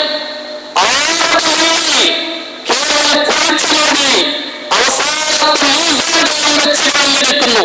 പ്രിയപ്പെട്ടവരെ, അല്ലാഹുവിനെ സ്തുതിക്കുക. ഇനി മുജാഹിദുകൾക്കാണ് കേരളത്തിന്റെ പ്രബോധന മണ്ഡലം. നമ്മൾ പൊറുക്കുക, ക്ഷമിക്കുക. നമ്മൾ ഉപദ്രവിച്ചവരോട്, നമ്മൾ ബുദ്ധിമുട്ടിച്ചവരോട് മഹാനായ കേൾക്കില്ലാത്തൊരു സമ്മേളനമാണിത്. ബഹുമാനായ കാലക്കുമില്ലാത്തൊരു സമ്മേളനമാണിത്. അംഗീകൃതമില്ലാത്തൊരു സമ്മേളനമാണിത്. സഹിച്ച് പ്രയാസപ്പെട്ട് ബുദ്ധിമുട്ടി നല്ലവർക്ക് നയിച്ച ഞാൻ ഐഎസ്എല്ലിന്റെ പ്രതിനിധിയാണ്. ഐഎസ്എല്ലുകാർക്ക് ഇവർ പ്രയാസങ്ങൾക്കും താഴ്വങ്ങൾക്കും അപ്പുറത്ത് ഒരുപാട് നഷ്ടം സഹിച്ചവരാണ് മുജാഹിദ് യുവാക്കൾ. ഞാൻ ഓർക്കുന്നു, അന്ന് സിപിയുടെ നേതൃത്വത്തിൽ, മദീനയുടെ നേതൃത്വത്തിൽ, കെയുടെ നേതൃത്വത്തിൽ ഈ പ്രസ്ഥാനത്തിന് നേതൃത്വം നൽകാൻ ഈ തലമുറ മുന്നോട്ട് വരികയായിരുന്നെങ്കിൽ കേരളീയ മുജാഹിദ് യുവത നഷ്ടപ്പെടുന്ന അവസ്ഥയുണ്ടാകുമായിരുന്നു. അന്ന് ധീരമായി നേതൃത്വം കൊടുത്ത നമ്മുടെ നേതാക്കൾക്ക് അല്ലാഹു സാമൂഹികത്തിലുള്ള പ്രതിഫലം നൽകുമാറാവട്ടെ. പ്രിയപ്പെട്ടവരെ, ഈ സമ്മേളനം നമ്മൾ മുന്നോട്ട് വെച്ച മഹത്തായ ദൗത്യം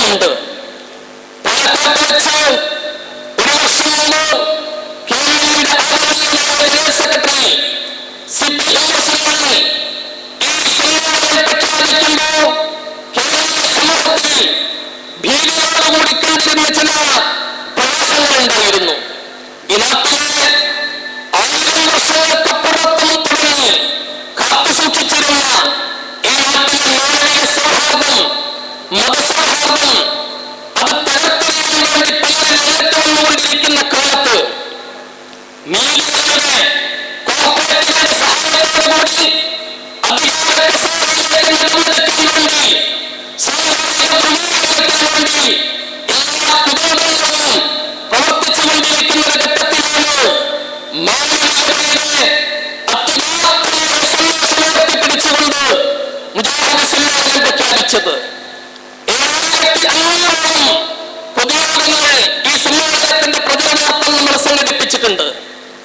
ഈ 7500 യോഗങ്ങളിലും നമ്മൾ പറഞ്ഞ വാക്ക് ഈ സമൂഹം മാനവകുലം ഒരൊന്നരത്തി മക്കളെ പോലെ ഒന്നിച്ചു നിൽക്കണമെന്നതാണ്. ഒന്നിച്ചു നിൽക്കണമെന്ന സന്ദേശം കേരളത്തിന്റെ അഷ്ടദിക്കുകളെ പ്രചരിപ്പിച്ചപ്പോ അതിന് ഫലം കണ്ടു. ഈ സമ്മേളനത്തിന്റെ ആയിരക്കണക്കിന് മുസ്ലിം സഹോദരങ്ങൾ എത്തിച്ചേർന്നു. ഈ സമ്മേളനത്തിന്റെ തിരശ്ശീലയ്ക്ക് പിന്നിൽ ഈ സമ്മേളനത്തിന്റെ വിജയത്തിന് വേണ്ടി പ്രവർത്തിക്കാൻ, വളരെ നന്നായി പ്രവർത്തിക്കാൻ മുസ്ലിം സഹോദരങ്ങൾ മുന്നോട്ട് വന്നു. ഇന്നലെ രാത്രി ഇവിടെ നടന്ന സെഷനിൽ ഞാൻ അറിയുന്ന ഇസ്ലാം എന്ന വിഷയത്തിൽ അധികരിച്ചുകൊണ്ട് ബഹുമാനരായ ഒരുപാട് വ്യക്തിത്വങ്ങൾ പറഞ്ഞ വാക്കുകളുണ്ട്. ആശാവഹമാണത്.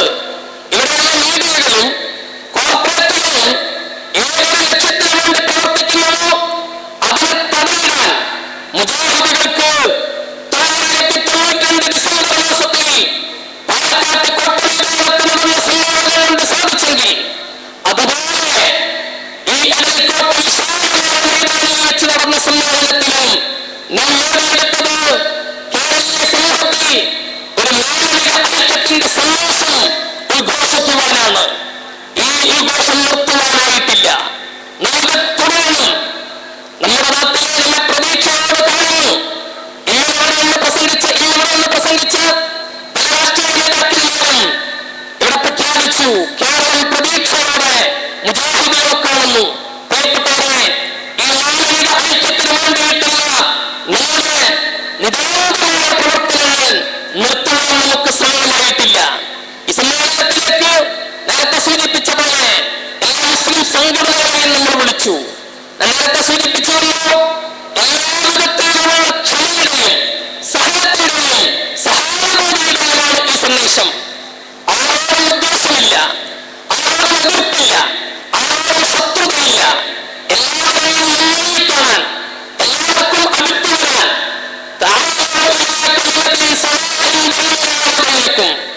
നമുക്ക് അല്ലാഹുവിന്റെ പാശം പിടിച്ചുകൊണ്ട്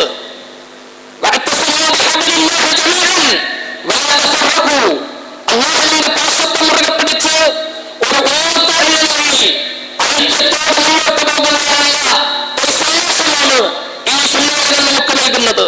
പ്രിയപ്പെട്ട മുജാഹിദ് പ്രവർത്തകരോട്, ഞാനടക്കമുള്ള പ്രവർത്തകരോട് ഓർമ്മിക്കാനുള്ളത്, നമ്മൾക്ക് അഹങ്കരിക്കാൻ ഒരു വകയും ഈ സമ്മേളനത്തിനില്ല. മറിച്ച് നാം സത്യത്തിന്റെ മാർഗത്തിലായതുകൊണ്ട്, നാം പ്രബോധനം ചെയ്യുന്നത് റഹ്മാനായ കലിമത്തായതുകൊണ്ട്, റബ്ബിന്റെ തൗഫീഖും റബ്ബിന്റെ കഴിവും മാത്രമാണ് ഈ സമ്മേളനം ഇത്രയും വിശാലമായ രൂപത്തിൽ കേരളത്തിൽ വെച്ച് ഏറ്റവും വലിയ ഒരു മുസ്ലിം സമ്മേളനം നടത്താൻ ദുർബലമായ നമുക്ക് സാധിച്ചത് നമ്മുടെ പിന്നിൽ നമുക്ക് സംരക്ഷകനായി പടച്ച റബ്ബുള്ളത് കൊണ്ടാണ്. ആ റബ്ബിനെ നമ്മൾ മറക്കാതിരിക്കുക. പ്രിയപ്പെട്ട എന്റെ ചെറുപ്പക്കാരോട്, പ്രവർത്തകരോട് വിനീതമായ ചില കാര്യങ്ങൾ സൂചിപ്പിക്കട്ടെ. പ്രിയപ്പെട്ടവരെ, നമ്മുടെ പ്രായം ചെന്ന പണ്ഡിതന്മാർ, നമുക്ക് മുന്നിലിടുന്ന ബഹുമാനമായ നമ്മുടെ പണ്ഡിതന്മാർ അവരോട് തളർന്നുകൊണ്ടിരിക്കുന്നു. വർഷങ്ങളായിട്ട് കൊട്ടപ്പുറത്ത് പ്രതിമാനത്തിന്റെ കേട്ട അതേ ആവേശത്തോടു കൂടിയുള്ള ശബ്ദം, അതേ തൗഹീദിന്റെ ശബ്ദം, അല്ലാഹുവിന്റെ അപാരമായ അനുഗ്രഹത്താൽ ഇന്നും ഈ വേദിയിൽ വെച്ച് നമുക്ക് കേൾക്കാൻ കഴിഞ്ഞു. നീ ദീർഘായുസ്സ് നൽകണമെന്ന് കൊണ്ടുവരാനെ പ്രാർത്ഥിക്കുക സഹോദരങ്ങളെ, നമ്മുടെ നേതാക്കൾക്ക് വേണ്ടി. ചില വർത്തമാനങ്ങൾ നമ്മൾ കേട്ടു. ബഹുമാന്യരായ പണ്ഡിതരും സ്റ്റേജിൽ വന്ന് പറഞ്ഞു, ഒരുപക്ഷേ എന്റെ ജീവിതത്തിലെ അവസാനത്തെ മുജാഹിദ് സമ്മേളനമായിരിക്കും ഇത്. പ്രിയപ്പെട്ടവരെ, നമുക്ക് വേണ്ടി ആദർശ പ്രസ്ഥാനത്തിന് വേണ്ടി പുരുഷായുസ് മുഴുവൻ കഠിനാധ്വാനം ചെയ്ത് രാജക്രീഡകളായി ബുദ്ധിമുട്ടുന്ന നമ്മുടെ പണ്ഡിതന്മാർ, അതുപോലെയുള്ള എല്ലാ പണ്ഡിതന്മാർക്കും വേണ്ടി പ്രിയപ്പെട്ട ചെറുപ്പക്കാരെ, അവർക്ക് ശക്തി പകരാൻ, അവരുടെ കരങ്ങൾക്ക് കരുത്ത് പകരാൻ നിങ്ങളുണ്ടാകണം. നിങ്ങൾ ശ്രമിക്കുന്നില്ല.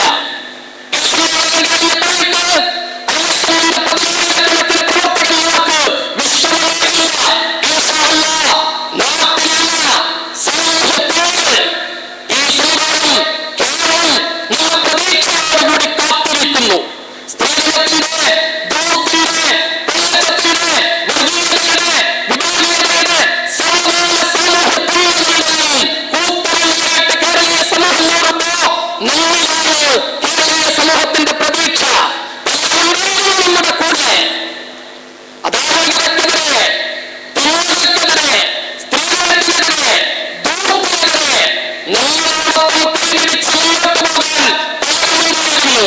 പക്ഷേ അവർക്കിന്ന് ദൈവവുമായി ബന്ധമില്ല, ആ ഉപയോഗത്തില്ല, അല്ലെങ്കിൽ അദൃശ്യരായ ജീവികളെ കുറിച്ചുള്ള ചർച്ചയിൽ നൽകിയവരാണവർ. അത് വിട്ടേക്കുക, നിങ്ങൾ ധൈര്യമായി മുന്നോട്ട് പോവുക. ഇൻഷാ അല്ലാഹ് ഈ ലോകമെടുക്കാനും കേരളത്തിലെ മുജാഹിദുകൾ, കേരളത്തിലെ മുജാഹിദുകൾ ഒരു ജിഹാദുമായി രംഗത്ത് വരാൻ പോകുന്നു, ഒരു ധർമ്മസമരവുമായി രംഗത്ത് വരാൻ പോകുന്നു. സർവ്വതോർക്കും സർവ്വ അനീതിക്കുമെതിരെ അതിനെതിരായിട്ട് നിശബ്ദമാകരുത്. സമൂഹത്തിനെതിരെ യുവനിശബ്ദമാകരുത് എന്ന സന്ദേശവുമായിട്ട് കേരളത്തിന്റെ എല്ലാ കുഞ്ഞുങ്ങളിലും മുജാഹിദ് ചെറുപ്പക്കാർ പ്രിയപ്പെട്ടവരെ മുന്നോട്ട് വരാൻ പോവുകയാണ്. സഹകരിക്കണമെന്ന്, മുന്നിട്ടിറങ്ങണമെന്ന് മാനവവാദത്തോടും അയ്യപ്പന്റെ പ്രവർത്തകരോടും പ്രവർത്തകരുടെ അറിയിക്കുകയാണ്. പ്രിയപ്പെട്ടവരെ, ഈ സമ്മേളനം കഴിഞ്ഞ് പോകുമ്പോൾ നമ്മളെ ദുഃഖിപ്പിക്കുന്ന ചില മുദ്രകളുണ്ട്. ഞാൻ നേരത്തെ സൂചിപ്പിച്ച അദ്ദേഹത്തിന്റെ ഒരു വാക്കുകളുണ്ട്. പ്രിയപ്പെട്ട അയ്യപ്പൻ പ്രവർത്തകരെ, നിങ്ങളുടെ മൂലകത്തത് പൊട്ടിവെക്കുക.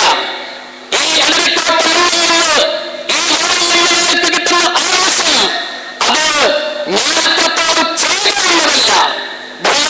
അബൂബക്കർ കാരക്കുന്ന് അയ്യപ്പന്റെ 40 വാർഷിക സമ്മേളനത്തിൽ എടുത്തു പറഞ്ഞ വാക്കുണ്ട്. എത്രത്തോളം മുന്നോട്ട് സഞ്ചരിച്ചതാണ് മനസ്സിലാക്കേണ്ടത്. ഇനിയത്ര ഓർമ്മയുണ്ട്, ഇനിയത്ര പാടുണ്ട് എന്നതാണ്. നമ്മൾക്ക് ഇനിയും ഒരുപാട് മുന്നോട്ട് പോകാനുണ്ട്. ആ മുന്നോട്ടേക്കുള്ള കുതിപ്പിന് ഊർജ്ജം പകരുന്നതായിരിക്കണം ഈ സമ്മേളനം.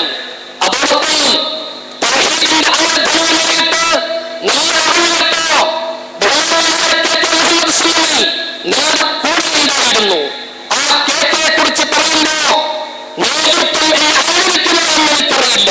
എങ്കിൽ പോലും ഒരു ചെറുപ്പക്കാരന്റെ വികാരമായിട്ട് മാത്രം കണ്ടാൽ മതി. കേട്ടയോട് ചെയ്ത ക്രൂരത, അമ്മയോട് ചെയ്ത ക്രൂരത കേരളത്തിലെ മുജാഹിദ് ലോകത്ത് നടക്കാനില്ലാത്തതാണ്. പക്ഷേ മഹാനായ ഹംസത്തുൽ ഖുർആനെ കൊന്ന വഹ്ശിയോട് മാപ്പ് നൽകിയ പ്രവാചകന്റെ അനുചരന്മാർക്ക് മാപ്പിന്റെ വാക്കുകൾ മാത്രമേ പറയാൻ കഴിയൂ. പക്ഷേ ഒരു വാക്ക് പറയട്ടെ, ഈ ജനലക്ഷങ്ങളെ കണ്ടിട്ട് കണ്ണു തുറക്കുന്നില്ലെങ്കിൽ ഇനിയും ഞങ്ങളെ ഉപദ്രവിക്കുന്ന പഠിപ്പിച്ച കാലം പൂർണ്ണമായ ശക്തിയായിട്ട് പഠിപ്പിക്കുമെന്ന താക്കീത് അവർക്ക് നൽകാൻ ഒരു ലോകപ്രതിനിധി എന്ന നിലയിൽ, യുവജന സംഘടനയുടെ പ്രതിനിധി എന്ന നിലയിൽ പ്രായോഗികമില്ല. പ്രിയപ്പെട്ടവരെ, അല്ലാഹുവിനോട് പ്രാർത്ഥിക്കുക ഈ സമ്മേളനത്തിന്റെ വിജയത്തെ പ്രാർത്ഥിച്ചു വന്നതെന്ന്. നമ്മൾ നേരത്തെ ഹുസൈൻ മദൂരിനെ സൂചിപ്പിച്ചു. സമുദായത്തിന്റെ മുഴുവനാണ് നമ്മൾ. 18 വർഷം മുമ്പ് കോഴിക്കോട് മെഡിക്കൽ കോളേജിന്റെ മുന്നിൽ അയ്യപ്പന്റെ പ്രവർത്തകർ ചരിത്രത്തെ ആദ്യമായി പാലിയേറ്റീവ് ക്ലിനിക്കുകൾ തുടങ്ങുന്നതിന് മുമ്പ് കേരളത്തിലെ മറ്റെല്ലാവരും ആതുര ശുശ്രൂഷ സേവന രംഗത്ത് മുന്നോട്ട് വരുന്നതിന്റെ മുമ്പ് അയ്യപ്പൻ മെഡിക്കൽ എയ്ഡ് സെന്ററുമായിട്ട് കോഴിക്കോട് മെഡിക്കൽ കോളേജിന്റെ മുന്നിൽ പ്രത്യക്ഷപ്പെട്ടു. അത് കഴിഞ്ഞപ്പോൾ വന്നു. എല്ലാ സേവനങ്ങളും തുടർന്നു. ഇത് ഇസ്ലാമിക പ്രസ്ഥാനത്തിന്റെ ചരിത്രമെന്ന്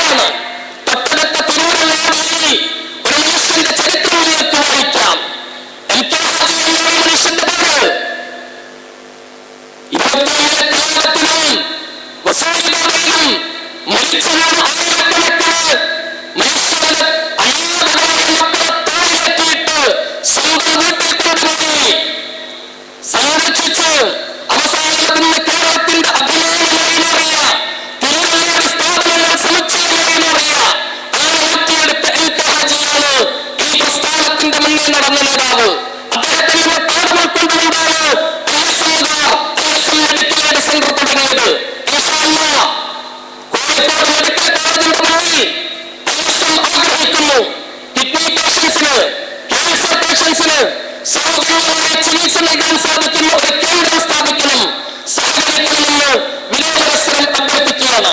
അതുപോലെ സഹോദരങ്ങളെ, നിങ്ങൾക്ക് വലിയ വിജയം അള്ളാഹു ഉണ്ടാക്കി തന്നിട്ടുള്ളത്, അള്ളാഹുവിന്റെ അടുക്കൽ നിന്ന് വലിയ വിജയം കിട്ടാനുള്ള കാരണം നമ്മൾ തമ്മിലുള്ള സ്നേഹബന്ധമാണ്. നമ്മൾ തമ്മിലുള്ള സ്നേഹബന്ധമാണ്. ഇവിടെ ആയിരക്കണക്കിന് വളണ്ടിയർമാർ പ്രവർത്തിച്ചു. ഒന്നും പ്രതിഫലം കിട്ടാനില്ല. ഒരു പ്രാവശ്യം പോലും ട്രാഫിക്കിൽ നിയമിക്കപ്പെട്ട വളണ്ടിയറുടെ ഒരു ഫോട്ടോ പോലും പത്രത്തിൽ വരില്ല. ഒരു പ്രാവശ്യം പോലും ഈ സ്ക്രീനിൽ ആ ISM പ്രവർത്തകന്റെ ഫോട്ടോ വന്നിട്ടില്ല. പിന്നീടാണ്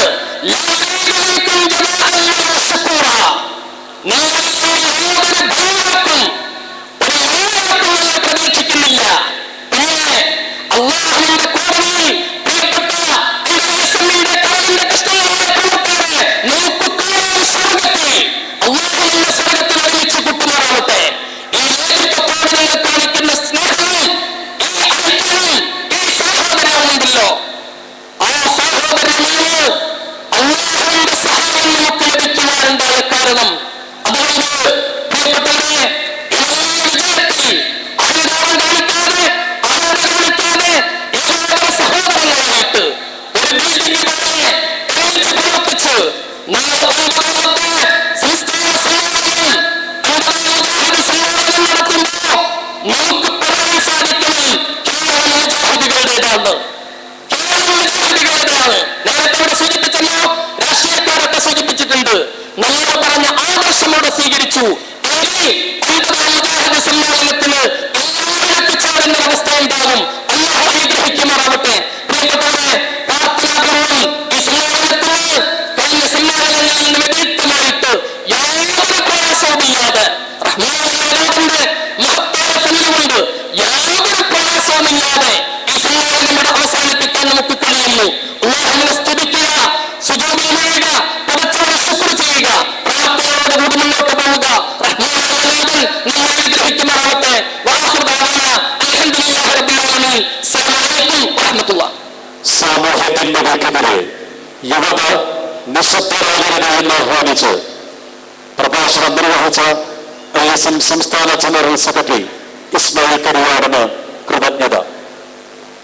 4 ദിവസങ്ങളായി നവോത്ഥാനമായി നടന്നുകൊണ്ടിരിക്കുന്ന മുജാഹിദ് 8ാം സംസ്ഥാന സമ്മേളനത്തിന്റെ സമാപന സമ്മേളനം ഉദ്ഘാടനം ചെയ്യേണ്ട ആദരണീയനായ ബഹുമാനപ്പെട്ട കേരള മുഖ്യമന്ത്രി ശ്രീ ഉമ്മൻചാണ്ടി നവോത്ഥാന നഗരിയെ ലക്ഷ്യമാക്കി എത്തിക്കൊണ്ടിരിക്കുന്ന വിവരം സസന്തോഷം എല്ലാ പ്രതിനിധികളെയും അറിയിക്കുകയാണ്.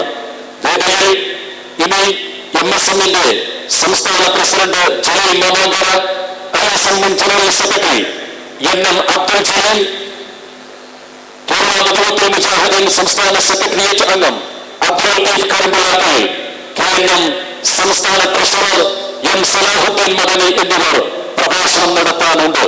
അബ്ദുൽ ഫളീലത്ത് الشيخ أبو ياسر آل مسعود لكلمة تهنئة فليتفضل مشكورا.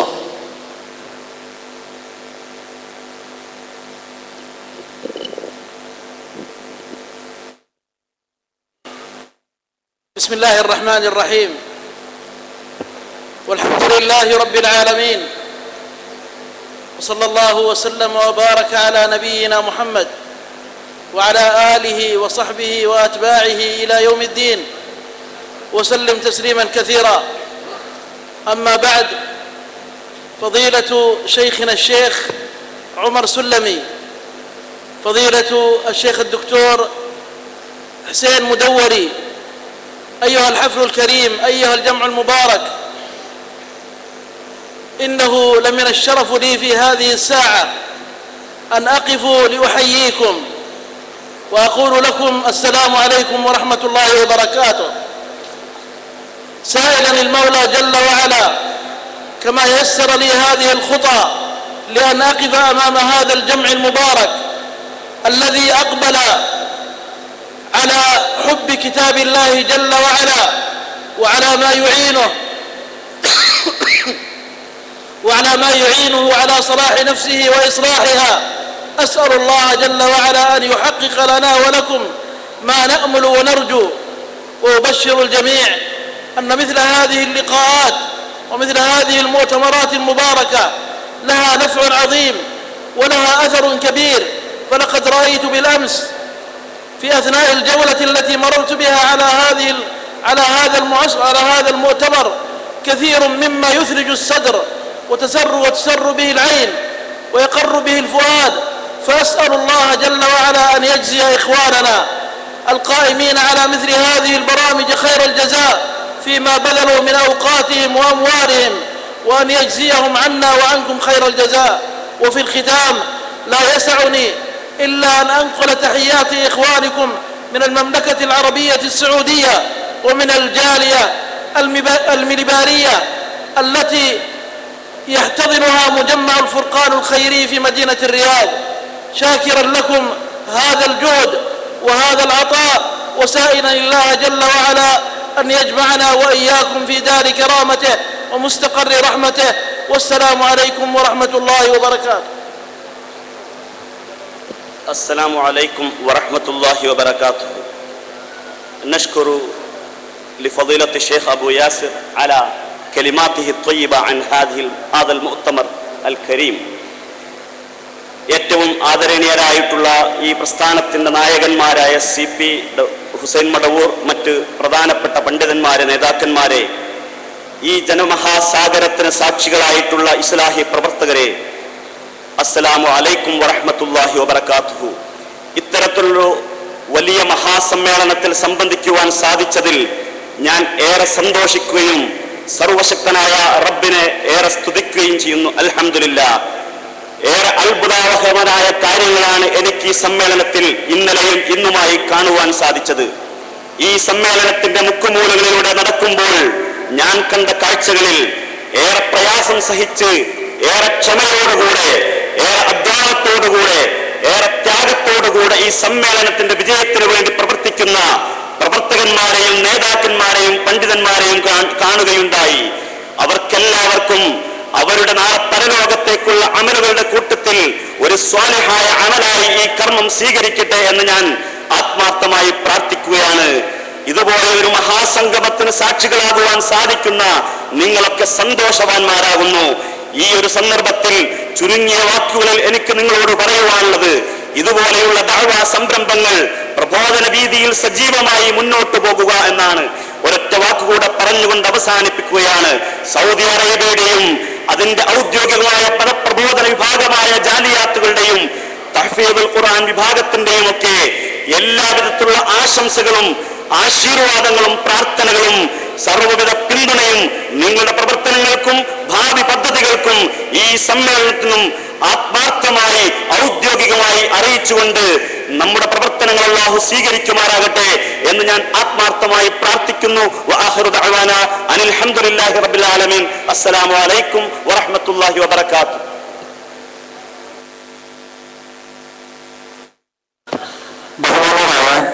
സഹോദര സഹോദരന്മാരെ, ബഹുമാനപ്പെട്ട മുഖ്യമന്ത്രി അല്പസമയത്തിനകം എത്തുമെന്ന് ബന്ധപ്പെട്ട ആളുകൾ, അധികാരികൾ അറിയിച്ചിട്ടുണ്ട്. ഇനി 2-3 സംസാരവുമുണ്ട്. ഞാനിവിടെ നിൽക്കുന്നത്, ഇവിടെ ഒരുപാട് ആളുകൾ ആവശ്യപ്പെടുന്നു അനൗൺസ് ചെയ്യാൻ. സ്ത്രീകളെ, ഭാര്യയെ കാണുന്നില്ല, കുഞ്ഞിനെ കാണുന്നില്ല, ബസ് പുറപ്പെടാൻ പോകുന്നു. അങ്ങനെ അനൗൺസ് ചെയ്യാൻ കഴിയില്ല. ചിലർ ഭക്ഷണം കഴിച്ചിട്ടില്ല. അപ്പം ഞങ്ങളാരും ഭക്ഷണം കഴിച്ചിട്ടില്ല. മക്കളും ഭക്ഷണം കഴിക്കാതെ കുറച്ചു നേരം നിന്നോ പ്രശ്നമൊന്നുമില്ല, അള്ളാഹു സഹായിക്കും. അപ്പൊ ഏതെങ്കിലും ആളുകൾ, സ്ത്രീകൾ ബന്ധപ്പെട്ടവരെ കാണുന്നില്ല, അല്ലെങ്കിൽ ബന്ധപ്പെട്ട സ്ത്രീകളെ കാണുന്നില്ല, കുഞ്ഞുങ്ങളെ കാണുന്നില്ല, അവിടെ ഇരുന്നാൽ മതി. നിങ്ങൾ തിരഞ്ഞു നടന്നാൽ കിട്ടില്ല, 2 ആളും തെരച്ചിലായിരിക്കും. അപ്പൊ അവിടെ ഇരിക്കുക, ഇരുന്നിട്ട് ഈ സമ്മേളനം കഴിയുന്നവരോട് ഇരിക്കുക, ഒന്നും ബോധവാനാവാതിരിക്കുക. വെള്ളം നിങ്ങൾക്ക് ലഭിക്കും. ഇനി ഭക്ഷണം കിട്ടിയില്ലെങ്കിലും സാരമില്ല, 1 മണിക്കൂറും കൂടി ആയാൽ നമ്മുടെ പരിപാടി അവസാനിക്കും. വാഹനങ്ങൾ പിന്നെ പോകുള്ളൂ. ഒരു വാഹനത്തെക്കുറിച്ചും അനൗൺസ് ചെയ്യാൻ കഴിയില്ല, ഒരാളെക്കുറിച്ചും അനൗൺസ് ചെയ്യാൻ കഴിയില്ല. ഇതിലധികം ആളുകൾ പങ്കെടുക്കുന്ന ഹജ്ജിലും ഉംറയിലും ഒക്കെ നമ്മൾ എങ്ങനെ ക്ഷമയോടുകൂടിയാണ് അത് കഴിയുന്നത്. പടച്ചവൻ സഹായിക്കും. നിങ്ങൾ ക്ഷമയോടുകൂടി കാത്തിരിക്കുക. അസ്സലാമു അലൈക്കും. 1-2 അറിയിപ്പുകൾക്ക് ശേഷം കേരളം സംസ്ഥാന സെക്രട്ടറി ഉബൈദുള്ള താനാവൂർ സമ്മേളനത്തിന്റെ പ്രമേയങ്ങൾ അവതരിപ്പിക്കുന്നതാണ്. അറിയിപ്പ്: സംസ്ഥാന സമ്മേളനത്തിന് ശേഷം എല്ലാ വോളണ്ടിയർമാരും പ്രധാന പന്തലിൽ എത്തിച്ചേരണം എന്ന് അറിയിച്ചിരിക്കുന്നു. ഇപ്പോൾ വോളണ്ടിയർ വിഭാഗത്തിലെ വ്യത്യസ്ത വിഭാഗങ്ങളുടെ ലീഡേഴ്സ് അടിയന്തരമായി സ്റ്റേജിന് പുറകിൽ എത്തിച്ചേരേണ്ടതാണ്. ട്വിറ്ററിൽ അടക്കമുള്ള നമ്മുടെ സംസ്ഥാന സമ്മേളനത്തിലെ സീഡുകൾ CD കൗണ്ടറിൽ ലഭ്യമാണ്. സംസ്ഥാന സമ്മേളനത്തിൽ നിന്ന് ലഭ്യമായിട്ടുള്ള നഷ്ടപ്പെട്ട സാധനങ്ങൾ ഇൻഫർമേഷൻ കൗണ്ടറിൽ ഉണ്ട്. എല്ലാ വസ്തുക്കളും അവിടെ ഇല്ല. ഇവിടെ ലഭ്യമായ വസ്തുക്കൾ ഇൻഫർമേഷൻ കൗണ്ടറിൽ ഉണ്ട്. ആസിന്റെ സംസ്ഥാന കൗൺസിൽ ഈ മാസം 27 ചൊവ്വാഴ്ച കോഴിക്കോട് വെച്ച് നടക്കുന്നു. പ്രമേയാവതരണം ഉബൈദുള്ള താനാവൂർ.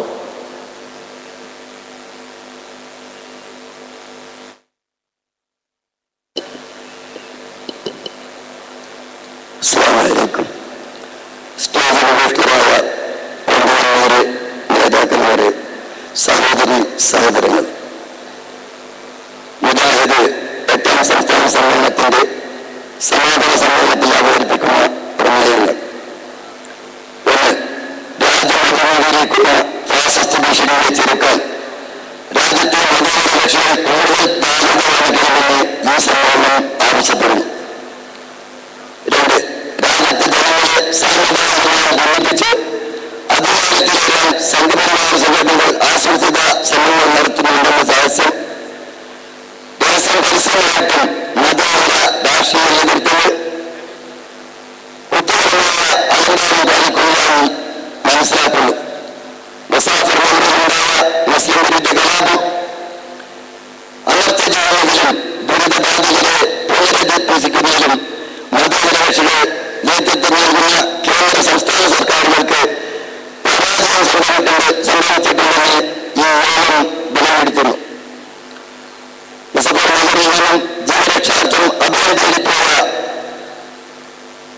ദുരിതബാധിതരെ അഭയാർത്ഥി ക്യാമ്പിൽ നിന്ന് കുടിയിറക്കി വഴിയാധാരമാക്കിയ ഉത്തർപ്രദേശ് സർക്കാർ മാപ്പർഹിക്കുക. കലാപബാധിതർക്ക് നഷ്ടപരിഹാരവും പുനരധിവാസവും സാധ്യമാക്കാൻ ബാധ്യതപ്പെട്ട കേന്ദ്ര സംസ്ഥാന സർക്കാരുകൾ തുടരുന്ന നിസ്സംഗത ഉറപ്പിക്കാനാവില്ലെന്നും ഈ സമ്മേളനം അഭിപ്രായപ്പെടുന്നു. 4.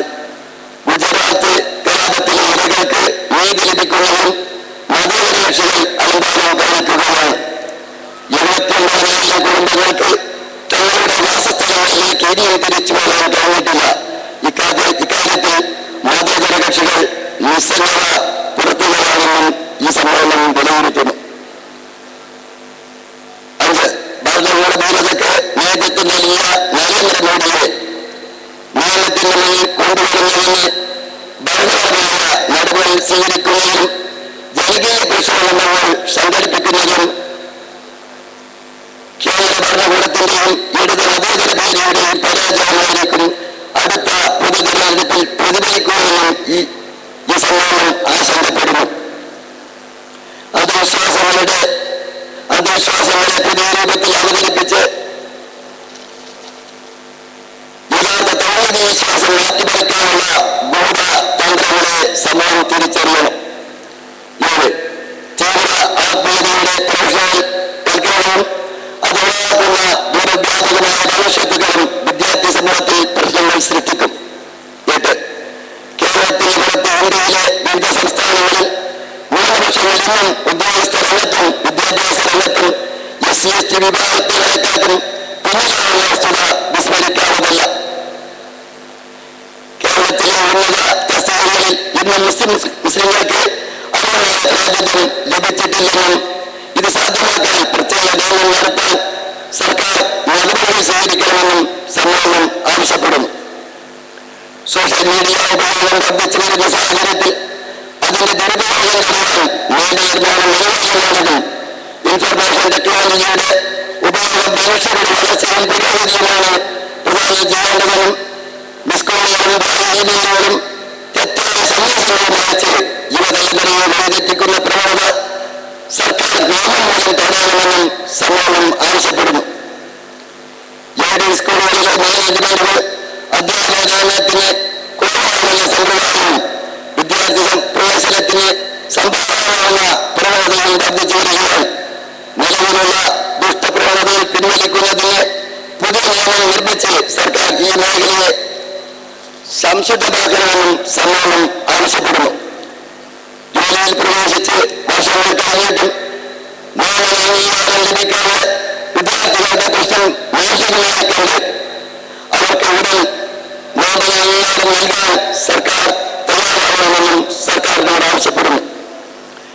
മാറാരോഗങ്ങളുടെ പിടിയിലാവുന്നത് പ്രയാസപ്പെടുന്ന രോഗികളുടെ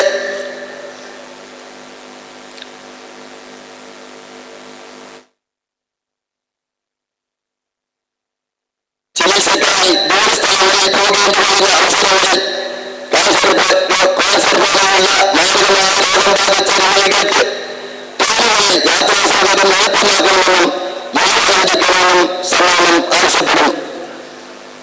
മനസ്സിലായ സിനിമയുടെ നടിയും പാദയാത്രയുടെ നടിയിൽ വിശ്വാസികളെ ചോദ്യം ചെയ്യുന്നതിനായി പൂർണ്ണമായിരത്തിലെത്തിക്കൊണ്ടിരിക്കുന്ന അന്ധവിശ്വാസങ്ങൾക്കെതിരെ പ്രബുദ്ധമായ മുസ്ലിം സമൂഹം ശക്തമായി പ്രതികരിക്കണമെന്നും മുടിയുടെയും പൊടിയുടെയും പാദയാത്രത്തിന്റെയും നിജസ്ഥിതി സമൂഹത്തെ ബോധ്യപ്പെടുത്താൻ മതസംഘടനകൾ കൂട്ടായ പ്രവർത്തനം നടത്തണമെന്നും സമ്മേളനം ആവശ്യപ്പെടുന്നു. രാജ്യത്തെ പൗരന്മാരുടെ സംശയത്തിന്റെ പേരിൽ മാത്രം വർഷങ്ങളോളം വിചാരണ കൂടാതെ ജനങ്ങളെ അടക്കുന്ന UAP നിയമനം പിൻവലിക്കണം. സുപ്രീം കോടതി പോലും ആവശ്യപ്പെട്ടിട്ടും കുറ്റം തെളിയിക്കപ്പെടാതെ വർഷങ്ങളായി തടവറയിൽ കഴിയുന്ന അബ്ദുൽ നാസർ മേഖലയെ വീണ്ടും ഉപദ്രവിക്കുന്ന കർണാടക സർക്കാരിന്റെ നടപടിയിൽ ഈ സമ്മേളനം ശക്തമായി പ്രതിഷേധിക്കുന്നു. ഇതാണ് പ്രമേയങ്ങൾ. അസ്സലാമു അലൈക്കും. പ്രമേയം അവതരിപ്പിച്ച ഉബൈദുള്ള താമാറൂരിന് കൃതജ്ഞത. സമാപന സമ്മേളനവേദിയിൽ നിരവധി പ്രഭാഷണങ്ങൾ ബാക്കി നിൽക്കുന്നു. മുൻകാസം സംസ്ഥാന general secretary NM Abdul Jaleel master സമകാലിക ആദർശ സംഘടന വിഷയത്തിൽ പ്രസ്ഥാനത്തിന്റെ നിലപാടുകൾ പ്രഖ്യാപിച്ചുകൊണ്ട് ഇസ്ലാഹി ആദർശ പ്രതിരോധ നിലയിലെ മുന്നണി പോരാളി അബ്ദുൽ ലത്തീഫ് കരിമ്പിലാക്കൽ, സമാപന പ്രഭാഷണം M സലാഹുദ്ദീൻ മദനി എന്നിവർ പ്രഭാഷണം നടത്താനുണ്ട്. പതിനാലിൽ ശ്രദ്ധിക്കേണ്ടത് സമ്മേളനം മുഴുവൻ സമാപിച്ചതിനു ശേഷമാണ് വാഹനങ്ങൾ നാടുകളിലേക്ക് പുറപ്പെടുക എന്ന വാർത്ത അറിയിക്കുന്നു. അടുത്തതായി നമ്മെ അഭിമുഖീകരിച്ചുകൊണ്ട് ആദരണീയനായ MS സംസ്ഥാന അധ്യക്ഷൻ ജലീൽ മാമാങ്കര അദ്ദേഹത്തെ സ്നേഹാദരവോടെ ക്ഷണിക്കുന്നു.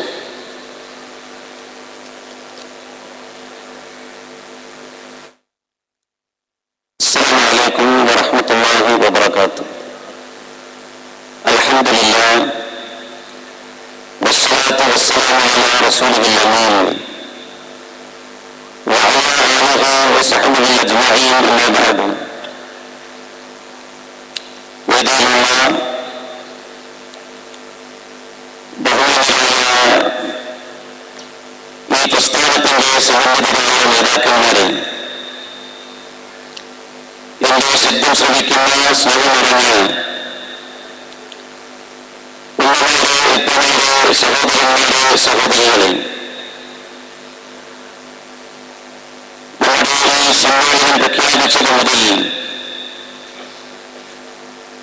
ആ സമ്മേളനത്തിന്റെ വിജയത്തിന് വേണ്ടി നമ്മുടെ ചിന്തയും നമ്മുടെ ചലനങ്ങളും നമ്മുടെ പ്രവർത്തനങ്ങളും നമ്മുടെ കഴിവിന്റെ പരമാവധി ഉപയോഗിച്ചിട്ടുണ്ട്. അല്ലാഹു സുബ്ഹാനഹു വ തആല അത് നമ്മിൽ നിന്ന് സ്വയം സ്വീകരിക്കുന്നതാകട്ടെ എന്ന് ആമുഖമായി പ്രാർത്ഥിക്കുകയാണ്. സമ്മേളനത്തിൽ നാം പ്രധാനമായി സ്വീകരിച്ചിട്ടുള്ളത്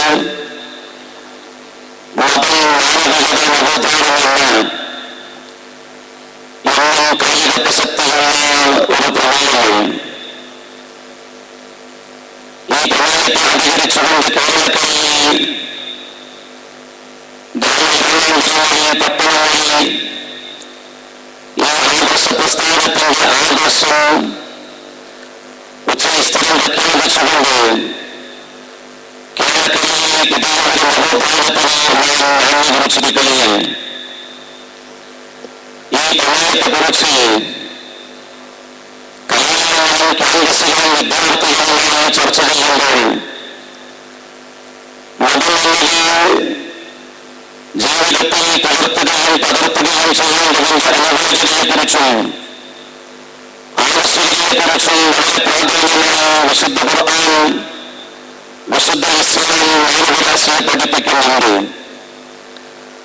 അതിലൂടെ മതപരമായ മതനിഷേധത്തിൽ അധിഷ്ഠിതമായ പ്രവർത്തനങ്ങളിൽ വിരാജിക്കുന്ന ആളുകൾക്ക് ഉണ്ടായിത്തീരുന്ന അപകടങ്ങളെക്കുറിച്ചും അവരുടെ ജീവിതത്തിൽ ഉണ്ടായിത്തീരുന്ന വളരെ ദോഷകരമായ അവസ്ഥയെക്കുറിച്ചും അത് വളരെ പ്രാധാന്യപൂർവ്വം വിശദീകരിക്കുന്നുണ്ട്. ഇവിടെയാണ് മതം ശിരസാവഹിച്ചാൽ അതിലൂടെ മഹോദര ജീവിതത്തിൽ കരസ്ഥമാക്കുന്ന നന്മയെക്കുറിച്ച് വിശുദ്ധ ഇസ്ലാം മാനവരാശിയെ പഠിപ്പിക്കുന്നത്. മതം തിരസ്കരിച്ചാലുള്ള മതത്തോട് നിഷേധാത്മകമായ പ്രവണത വെച്ചു പുലർത്താനുള്ള നഷ്ടത്തെക്കുറിച്ചും വിശുദ്ധ ഇസ്ലാം വളരെ പ്രാധാന്യപൂർവ്വം സൂചിപ്പിക്കുന്നത്. ഇന്നത്തെ കാലങ്ങളിൽ അധാർമികതയും അരാജകത്വവും വളർന്നുകൊണ്ടിരിക്കുന്ന യാഥാർത്ഥ്യമാണ്. കേരളക്കരയിലെ ക്യാമ്പസുകളിൽ കലാലയങ്ങളിൽ കേരളത്തിലെ വിദ്യാർത്ഥി സമൂഹത്തിനിടയിൽ ധാർമ്മികതയുടെ ആചരണ പൂർണ്ണമായി വെട്ടിപ്പോയിട്ടുണ്ട് എന്ന് യോസം അഭിപ്രായപ്പെടുന്നില്ല. അതിന്റെ കാരണം നമ്മുടെ സമ്മേളനം പ്രഖ്യാപിച്ചതിൽ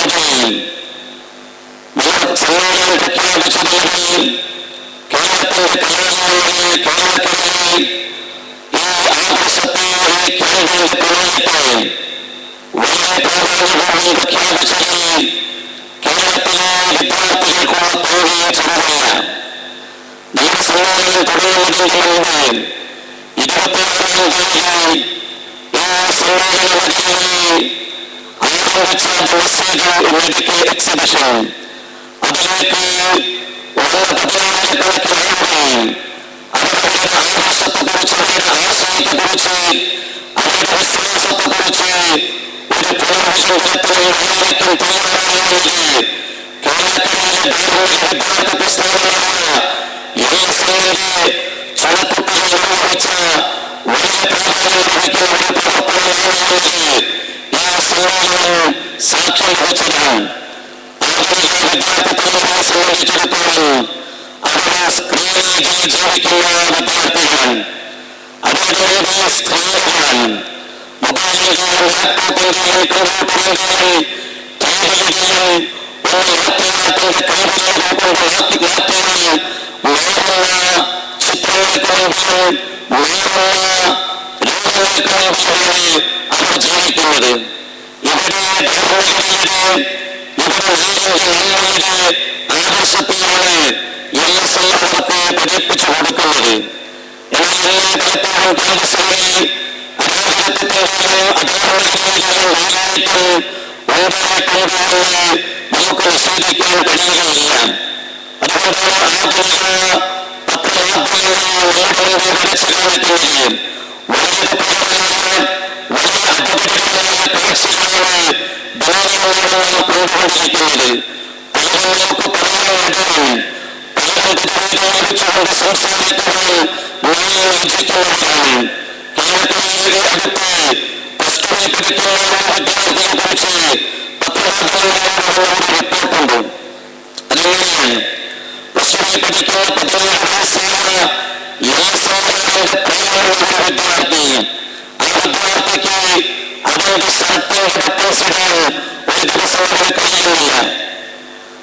അത് നിർവഹിക്കേണ്ട അവരെ നിർവഹിച്ചു വരുന്ന അവരുടെ വസ്ത്രം ധരിക്കുകയെന്ന വലിയ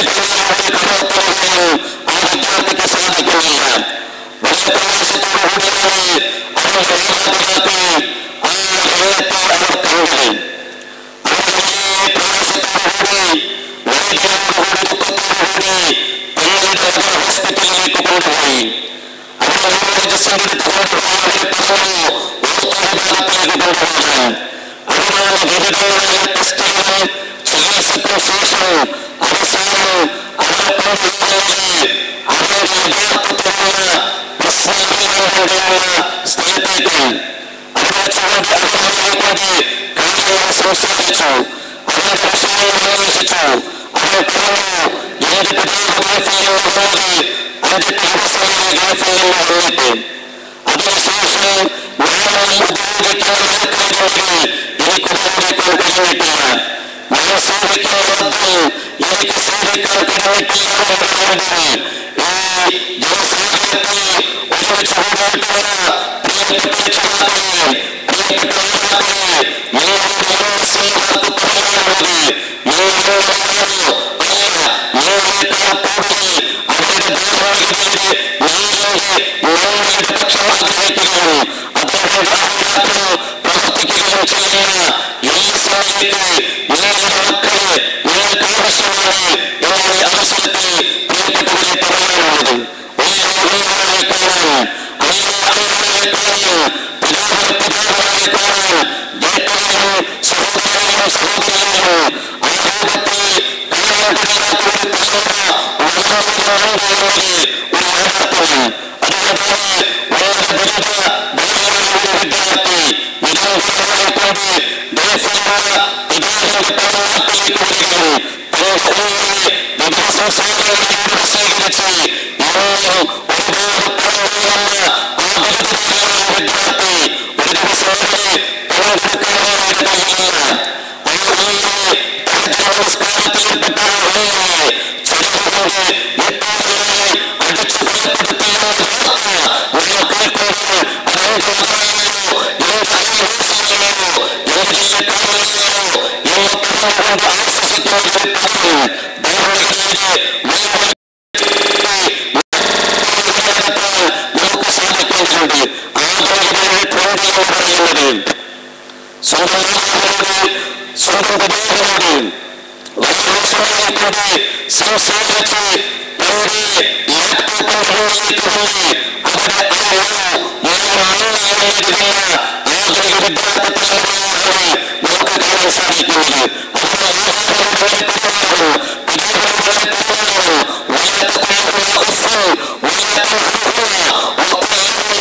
ആധുനിക വിദ്യാർത്ഥികളാണ് നമുക്ക് കാണാൻ സാധിക്കുന്നത്. ജീവിതത്തിൽ പകർത്തുകയും പ്രവർത്തിക്കുകയും ചെയ്യുന്ന ഒരു പ്രധാനപ്പെട്ട ആധുനിക വിദ്യാർത്ഥികളാണ് ആധുനിക കലാകാരനാണ് ആധുനിക ക്യാമ്പസുകളിൽ നടത്തേണ്ടതുണ്ട്. അത് മനസ്സിലാക്കാൻ മാത്രമേ സാധിക്കുകയുള്ളൂ എന്ന് മനസ്സിലാക്കിയവരാണ്. പ്രിയപ്പെട്ടവരെ, നമ്മൾ ആലോചിച്ചു നോക്കൂ, ലക്ഷം ആളുകൾ പങ്കെടുത്ത ഈ മഹാസമ്മേളനത്തിൽ ഇവിടെ നമസ്കാരം നിർവഹിച്ചിട്ടുണ്ട്. ഇവിടെ നടന്നിട്ടുണ്ട്. ഇവിടെ സുജൂദ് ചെയ്തിട്ടുണ്ട്. ആ സുജൂദ് ചെയ്ത ആളുകൾക്കിടയിൽ ആ നമസ്കാരത്തിൽ പങ്കെടുത്ത വിദ്യാർത്ഥികൾക്കിടയിൽ നമ്മുടെ മക്കൾ ഓരോരുത്തരെ നാം ആലോചിക്കേണ്ടതുണ്ട്. ഈ പ്രവർത്തന സമ്മേളനത്തിൽ ഒരുപാട് ദിവസങ്ങളുടെ വോളണ്ടിയേഴ്സ് 24 പേരുണ്ട്. ഇന്ത്യയിലെ സെന്ററിൽ അതിന്റെ പ്രവർത്തന മണ്ഡലത്തിൽ സജീവമായി ഇടപെട്ടിട്ടുണ്ട്. വിദ്യാർത്ഥികൾ